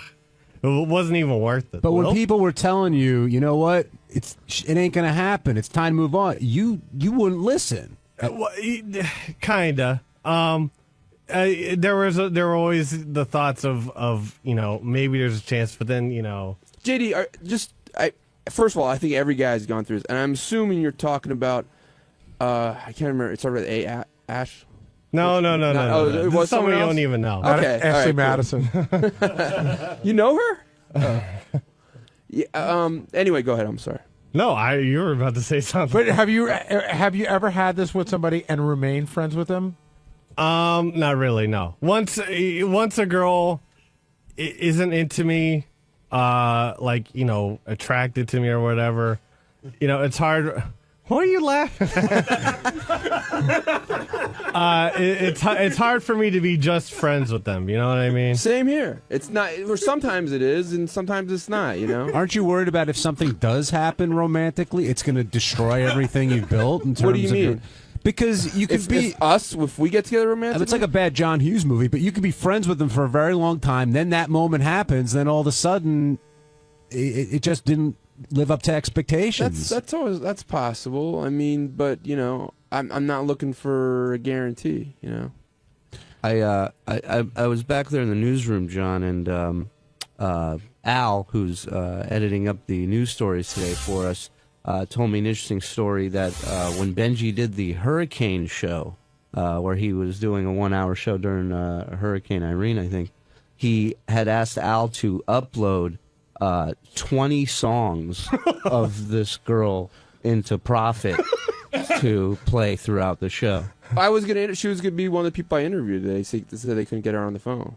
Now, you Al sat there and had to upload 20 songs. Well, they asked me, they said, give us every single thing you want to upload that could possibly be, because they also told me when I did the Hurricane show, it could be all night. So you skipped the Billy Joel anthology. No, I also had several Daniel Johnston songs. I tried to get a Kenny Roby song about a hurricane. Another guy won't bang him. Yeah. Well, don't say that so quickly. Don't say that so quickly. Hey, Benji, one question real quick. At your peak, do you think you like Marianne more than you like, what's her name now, Elisa? It's so hard to... Nah, I don't think so. Does it bum you out that... I do love Marianne. Does it bum you out that Marianne calls in? Yeah, it pissed me off. I mean, I love her, and Marianne is one of my closest friends, and we're one of my best friends. But I don't like this, I don't like... It's you don't need to tell people... like, you know, just give it up. I don't believe in telling people give up something. I can say, like, hey, you know what? I think it might lead you to getting hurt. But just drop it. It's never going to happen. I was asking more about the stuff because you don't tell us anything. So she tells us the stuff about you. Like what? Like that you used to try to talk dirty to her and what your moves were and her and all that stuff. Listen, Marianne and I joke around a lot. Did they involve Ambien? And what were you doing yesterday? I mean, you were all over the place with this. I know Will said he was trying to get you for a pre-interview. He really... Yeah. I mean, you were in his hair. You did a show last night. Like, are you playing up the moment, or you just? No, I like Gary. There was a build up to this, and we did. You know, there was a lot of. She did like rehearsal and stuff, and you know there was. It's like Clive Davis. You know, isn't it going? Sounds like a hit, sweetheart. I was there for the rehearsal. I was cool. Benji was videotaping it and like asking people to come in to watch. And well, she said because she felt better because she was very nervous about performance, so she wanted different people to, like, you know, strangers just to be there. Do you think there's a chance that she might be using you for all of this? No, I don't. I think when I initially talked to her about getting on, she was like, no, you know, don't try to do it. So that brings a question that was a big debate in the back office. I think she enjoys it, if especially. I'm sorry. sorry. Is the onus on her to cut it and say, listen, I'm not going to bang you, or is the onus on Benji to recognize that it may not happen? She said that. So she's done her onus. She really hasn't, though. She didn't say no. She's left the door ajar. Ever so slightly. Yeah. If she really has, though, and that's the tough part. Like a sheet of paper will fit through. Well, that's exactly it. But a sheet of paper is enough when you feel like the way you do. That's right when you're his size. If she was playing you, and I'm not saying that she is, but if she was, she's playing you perfectly. Okay. But I don't. You know, I don't think so. I think she has a really good heart.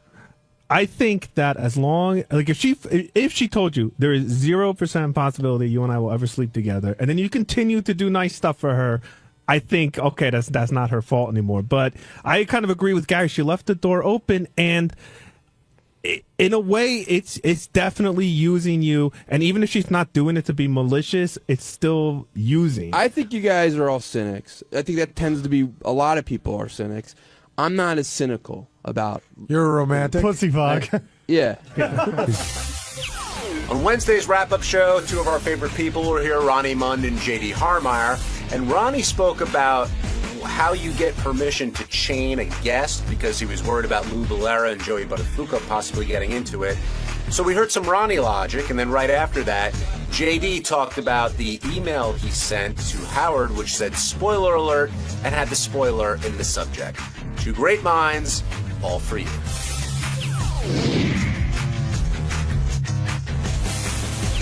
Ronnie, with Lou and Joey coming in, a lot of the they got along very well, but Gary, you should describe the setup because there was a whole, you know, reconfiguration of the studio, and one was isolated, and a lot went into it. I'll talk about that, and then I'll talk about the conversation that Ronnie and I had yesterday, how it all led to this. But basically what went on was Howard was very fearful that there was going to be an altercation. And Ronnie and I had spoken yesterday morning. I went to Ronnie. I said, you got extra guys tomorrow, right? He goes, yeah, absolutely, because we knew something could happen. So I get a phone call from Ronnie at like 1. I guess Howard called me when I was down with Tim, and I tried to call Howard back. I couldn't get him. Ronnie called me. Howard's very nervous about what's going to go on. And then Ronnie said something about a ball and a chain, which I didn't understand, which in all fairness, Howard must have said to him. And in my mind, I'm thinking, like, handcuffs and balls and chain. Like, we can't do that. Does Ronnie have a security or police type of voice or manner when he's talking, like when he's setting up these plans? We were just talking. Ronnie and I talk about this, like, how you going to handle this, how you going to handle that. So Ronnie had informed me, because Howard had gone to the gym, and Ronnie said he called me. He's worried about tomorrow. He talked about maybe handcuffing them or putting them in a ball and chain. But I called the people that work here, and it can't happen, you know, et cetera, et cetera. So I just sort of let it go by because I knew it was an idea that came and went. Right. And then I said to Ronnie, we'd done this twice before. I said, why don't we put one guy in Robin's studio? That way your guys can block the door either way, him coming out or Joey going in. And that ended up being Lou. Right. We put Lou in there and put one guy on the couch. And so everybody liked that idea. Now, I'm trying to think who the other people who's the black wrestler? I think his name was Booker T. And I think somebody interviewed him and gave him a quiz, and he did not come across looking very bright, and he was fucking angry. Yeah. And so we put him in the booth. That's one I remember, and I think we did it one other Oh, time. the KKK guy. Which kid? Yeah, Daniel Carver for the Carver roast. That was the To roast. protect him, though. That was the roast. Right. He was in there. But Ronnie, what was your plan, and did you leave a message like that for Howard? No. So what did you tell him? No. We talked in the car, and he said that he was nervous about, he didn't want any problems. So I said, well, we're bringing extra guys in. And he goes, well, maybe we should chain them to the couch and one to the chair, or handcuff one or whatever. I said, I don't think that'll work, but I'll check into it. So I checked into it with a couple of people here that work here, security people, and, it's you can't do that unless you get permission. How many people did you check with? Well, 2 different people. Okay. And did you think Howard was being like dead serious? I want them chained. I want them handcuffed. Or did He you think wanted maybe... something to make sure that they wouldn't get at each other. But that's not the issue. Well, there wasn't an issue. Yeah, Why do you say I there's don't an think that issue? was Howard's point. Howard's point was, did you think he was asking for you to do it without their permission? No, how can you do it without their permission? But you were saying we can't do it without their permission. Right. Well, that's what. So then we could have done it with their permission. Yeah, you could have. Yeah. So then why would you say to Howard we can't do it without their permission if you didn't think he was asking that? Benji, I actually know what he's saying. He's saying that you shouldn't have what Benji's saying is you should have called Howard back and said, we can do this. I did say that. But we're going to have to get their permission, and they may not give it. I did say that. If we got them either written or them telling on camera, beforehand, like we do when we get the IDs from girls and stuff like that, that I give my permission to be handcuffed into a chair. But did you ever assume that Howard was going to want to do it without their permission? No. So normally you don't bring up something like that unless you think. Why wouldn't you bring it up? Why would you say also like? Why is it so? We why can't do you force have feed to them. pick at everything? No, why I think it's interesting. What? I'm not trying to be mean about it. No, but I don't understand what the problem is here with you with this. What is the problem? I swear it's not a problem. I find it interesting. Okay, it's interesting, but I told him every scenario of it. And that's why he said I left this long message. What was every scenario? The scenario was either you could handcuff them with their permission, or you can't handcuff them unless they're under arrest. See, that's where it gets funny, because I think we all know that nobody's going to handcuff them without their permission. Well, no. You can't just have them walk in and say, hey, listen, man, we think there's going to be a problem here. We're going to handcuff you. No, you could have them walk in and say, we think there's going to be a problem here. We were thinking about it might be funny if we handcuff you. Are you cool for that? Yeah, right. But they weren't cool about doing that here. How do you know? Let's get to that. Who wasn't cool about it? The serious people. They didn't like the idea of us handcuffing people? Then we couldn't do handcuff people at all. If we had their permission. Well, hold on. But you're saying 2 different things. Either the serious guys told you no. They weren't happy with it either way, but it can be done if you have their permission. But they weren't happy about it. Wait, so the handcuffs... How much more can I say? Wait, Ronnie. They weren't happy about it here. Okay, so the handcuffs were out. But what about the chains? No, the same difference, John. Chains, handcuffs, the same thing. All right, so after you found this out, what was the next plan? Did you design the layout? No, Gary, I spoke to Gary. Gary said, we've done this before. What if we do it this way? And I said, if there's a problem with that, call me back and we'll try and work something else out. I never heard from him again, so I assumed everything was fine. When I came in this morning, that was the plan. When you came into the studio later, when Howard was talking about it, you told Howard he was coming all over you. Where did that come from? Well, right, he jumped all over me saying I was talking like a cop and all. I left him a message. I did the right thing. I told him what, he likes to know what's going on. I told him what was going on. Right, but you didn't say you're breaking my balls. You said you're coming all over me, and that seemed like an odd choice of words, I thought. Why, John? Why? You can answer that question, Gary. He's breaking my balls no matter what. If I do the right thing, it's not good. If I do the wrong thing, it's not good. You know, what can I say? Joe in Pennsylvania, you're on the wrap-up show. Okay, I'll tell you where the problem is, Ronnie. It's if this were a trip you were planning out to California to do some Fox TV show, you'd have been a lot more tenacious. You'd have checked into a lot more sources. You'd have gotten it done. You're getting lazy. Bottom line. Yeah, okay, fine. How am I lazy? We got it done. You didn't get it done the way Howard wanted to. You said no right away. I did not say no right away. You're a negative guy. I said I would check it, and you're a fucking asshole, okay? You don't know what the hell you're talking about. Be careful. You're going to break a hip. Yeah, okay, good. All right, thanks for chiming in there, Joe. As it turned out, it was a pretty normal conversation that Lou and Joey had, right? There was none of that. Yeah, but you don't know what's going to happen. How do you know what's going to happen? There was a whole weird thing that started out right from the beginning where I went out to the hallway to talk to Joey, and he goes, "Hey, Gary, thanks for not returning my phone call 2 Thanksgivings ago." And I'm like, what are you talking about? I've spoken to Joey probably 4 times in the last year and a half. I'm probably one of the few people in any business, show business or otherwise, that calls him back pretty quickly. Mm-hmm. So he seemed to have some bug about me, you know, the whole thing. So he said, "Can I bring my wife in?" And I said, "I don't think that works. Why don't you bring her into the green room, and then you'll go in, and then if Howard wants to call for her, call for in." And he said, "Okay." And then when I walked out to get him, Howard goes, "Bring them in." Joey goes, "Bring my wife in." And I said, "No, you're not, Joey." And he goes, "Yeah, that's what I'm doing." And I said, "Joey, we just talked about this 20 minutes ago." "No, we didn't." "Yeah, we did, Joey. We just talked about it." "Well, I changed my mind." I go, "I know, I changed mine as well. She can't come in." And it got so this is, of course, while I'm walking her in. So it got to be, he was very odd today. He was in this very odd and contentious mood. And then I guess I was the brunt. I didn't hear it, but I guess I was the brunt of Gary's keeping me off the show. Where you going, JD? Yeah. JD, where you going? Why are you writing it on paper? Why don't you speak into the microphone? It was something that we already covered, actually. So what? It was a good point, though, JD made. Well, look, I won't say, Ronnie. I won't say. Speak up, man. I won't say it was JD because I didn't have this conversation with him.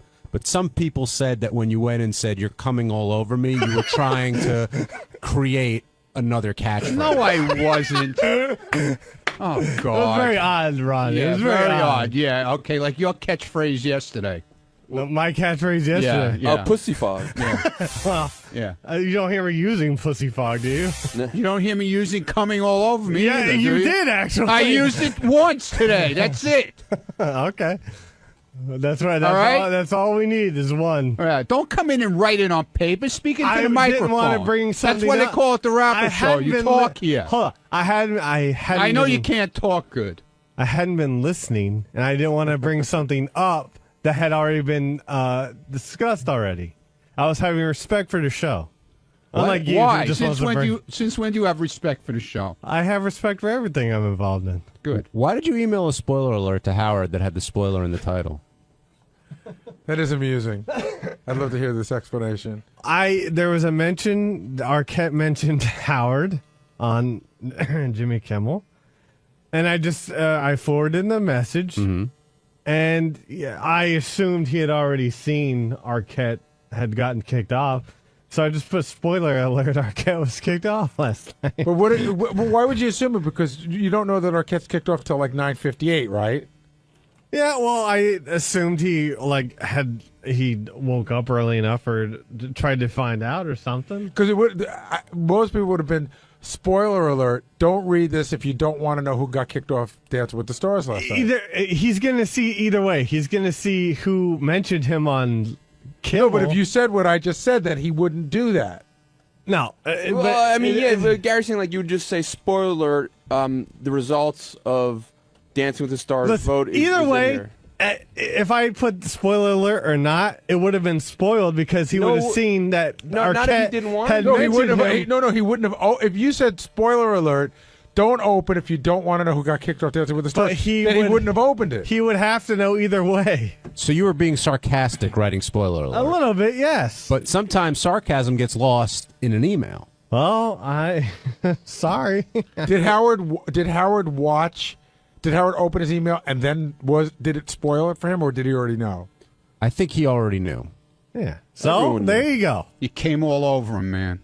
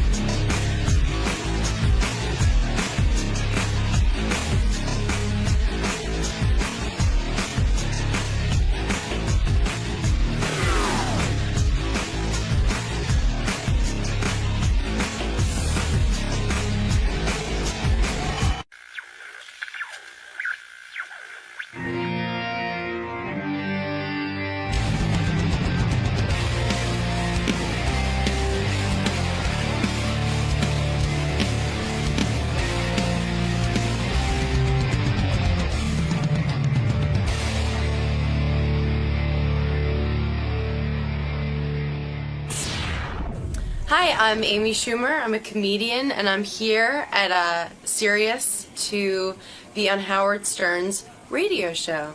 And it seems like people really like it. Now, yeah, it's mildly popular. Yeah, he has some listeners, right? He's growing.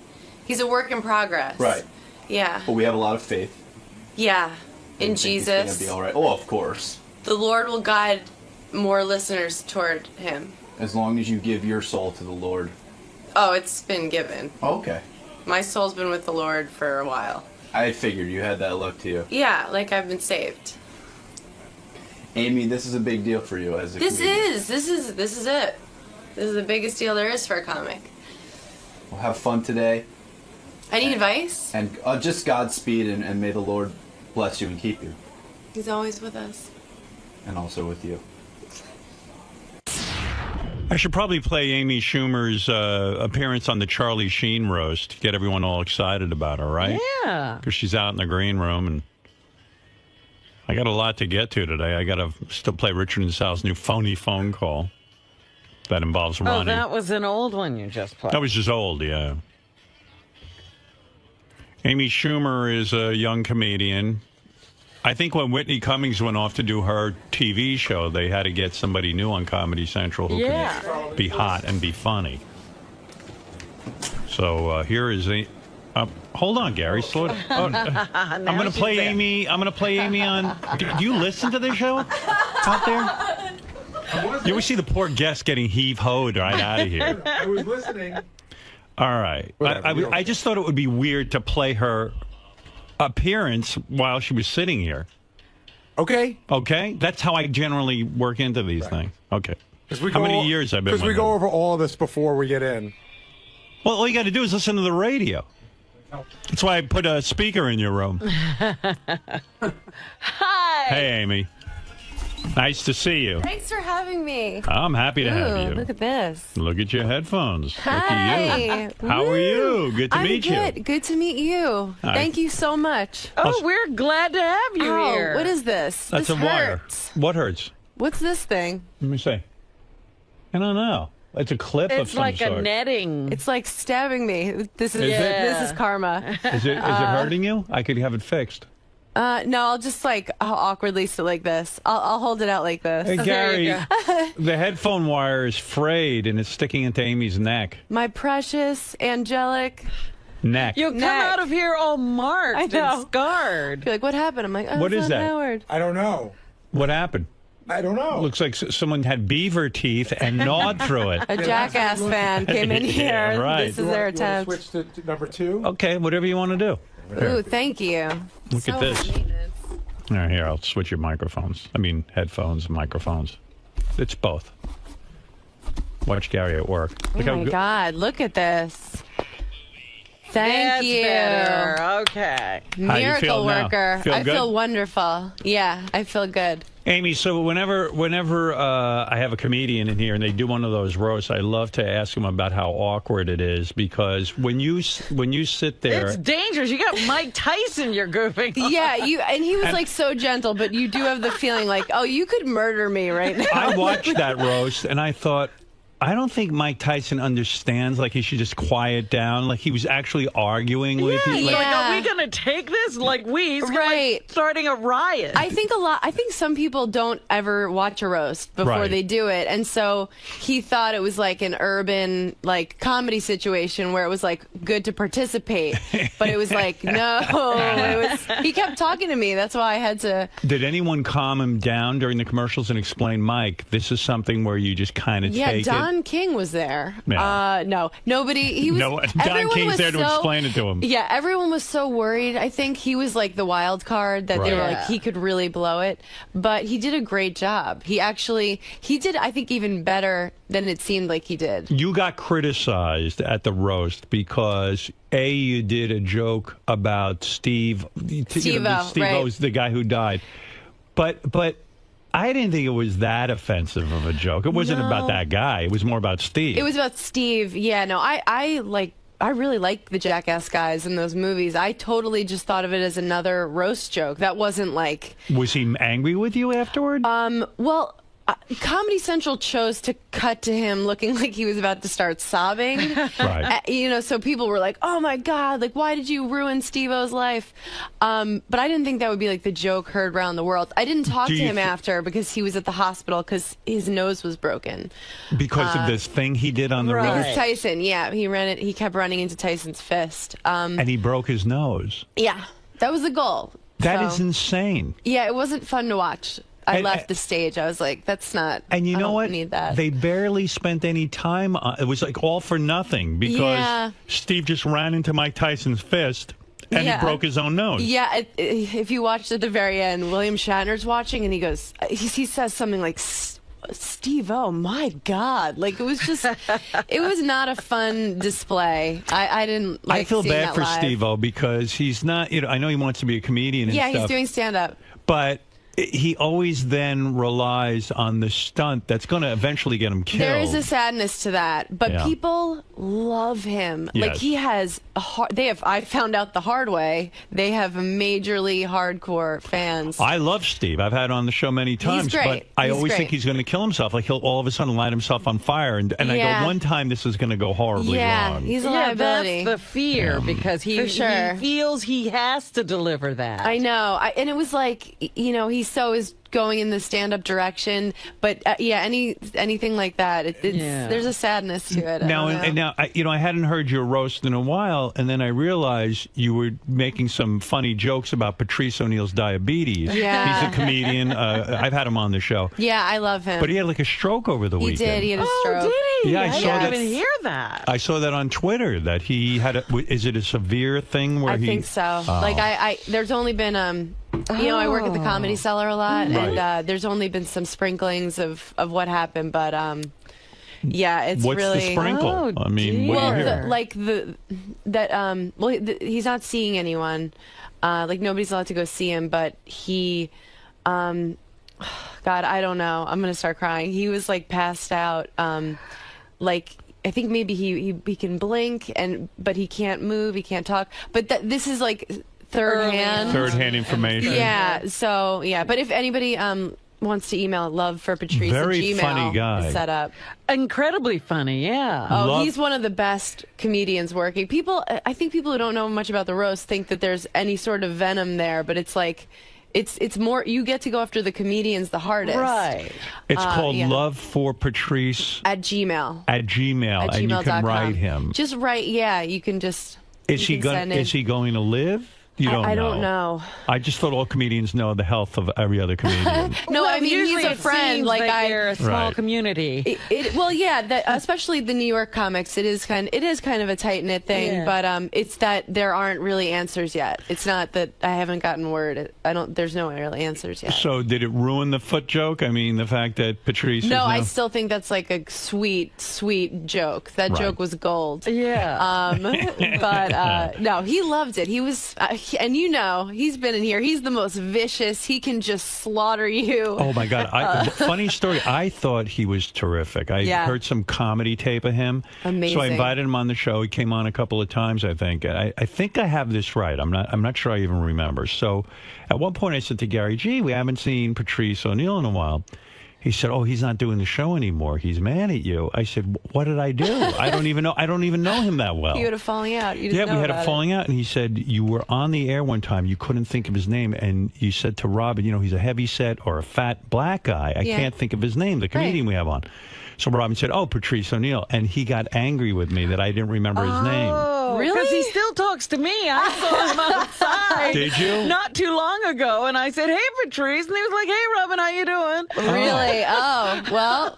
But yeah. I hadn't seen him in here, and I did wonder why we hadn't had him in. He's sensitive. He's a sensitive man. He holds a grudge. I said to Gary, I said, "Oh, that's such a shame." I said, I don't he was know always him. Funny. Yeah, he's great. His name was not on the tip of my tongue that day, but I was trying to describe to Robin who I was talking about. Yeah. But anyway, He should understand that sometimes I have to remind Howard of my name. Yeah. Oh, yeah, right. Yeah, who are you? You were great on the roast, Robin. Oh, thank you. Did you have fun doing that? It was a lot of fun. Yeah, right? A lot of fun. But it's tough. It's like all your worst nightmares as a child in school coming true. Was that the first roast you ever did for Comedy Central? Yeah, I found out 2 weeks before that I was doing it. So are you the hot girl who now gets the Whitney? Are you going to Whitney slot? Do you get the I'll Whitney? take that slot for sure. You'll I'll take Whitney's Lampanelli's slot. I'll take whoever's. Yeah, I bet she has a nice slot. So would you say that your career is struggling? Like it's a tough career because now are you making it? What is going on? I'm here. Where are we at? You're I'm here. Now you this were looks on like Vegas. You were. It does, doesn't it? It's a really tacky set.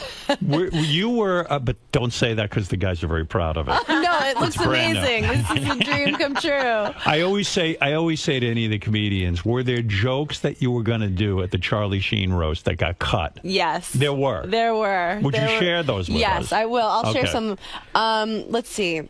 And I don't remember why these were cut. Some of them, like Harvey Levin, backed out at the last second. He was supposed to do it. TMZ guy. TMZ guy. Okay. Yeah. And did you know he's gay? Yes. Yeah. Oh, okay. I didn't know that until I was. Oh, okay. Okay. He just talked about cock nonstop, and you were like, "Oh, wait a minute." He just dawned on me. the whole time. It actually dawned on me that he was gay when he talked about cock for 20 Is that minutes. what led you to believe that? That's right. I said, Harvey, you are one tiny little queer. The only box you'll ever come close to are the three you stand on to see over the cubicles. Said, you've done more fudge packing than a Keebler elf who loves anal. I said, Harvey, you bottom-feeding, despicable Jew. And I can say that because I'm honest. Right. You make your entire race go from saying never again to, well, just this once.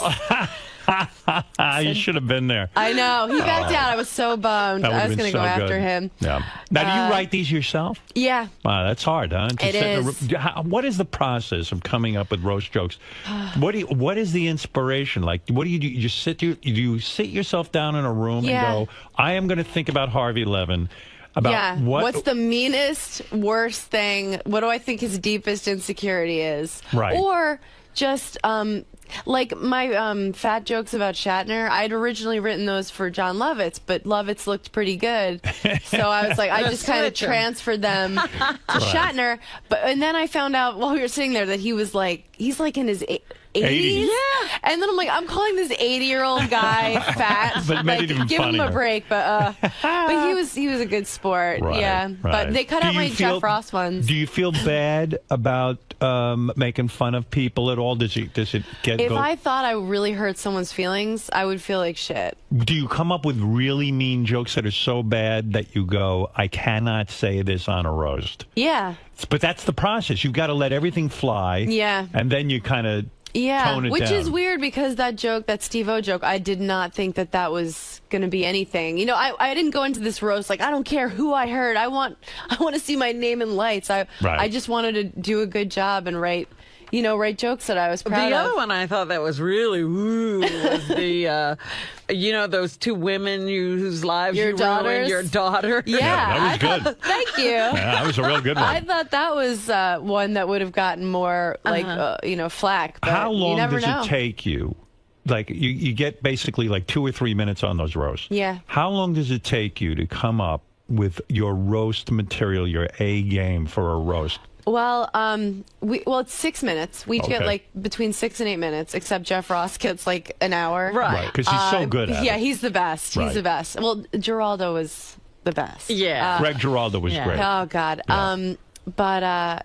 Yeah. So I think I found out that I might maybe do it like a month before. So I just started writing, and going around trying my set out. When I found out I was definitely doing it 2 weeks before, I went to every club and tried out the joke. Every joke, right. And Charlie Sheen is pretty easy. I mean, that's a lot to work with.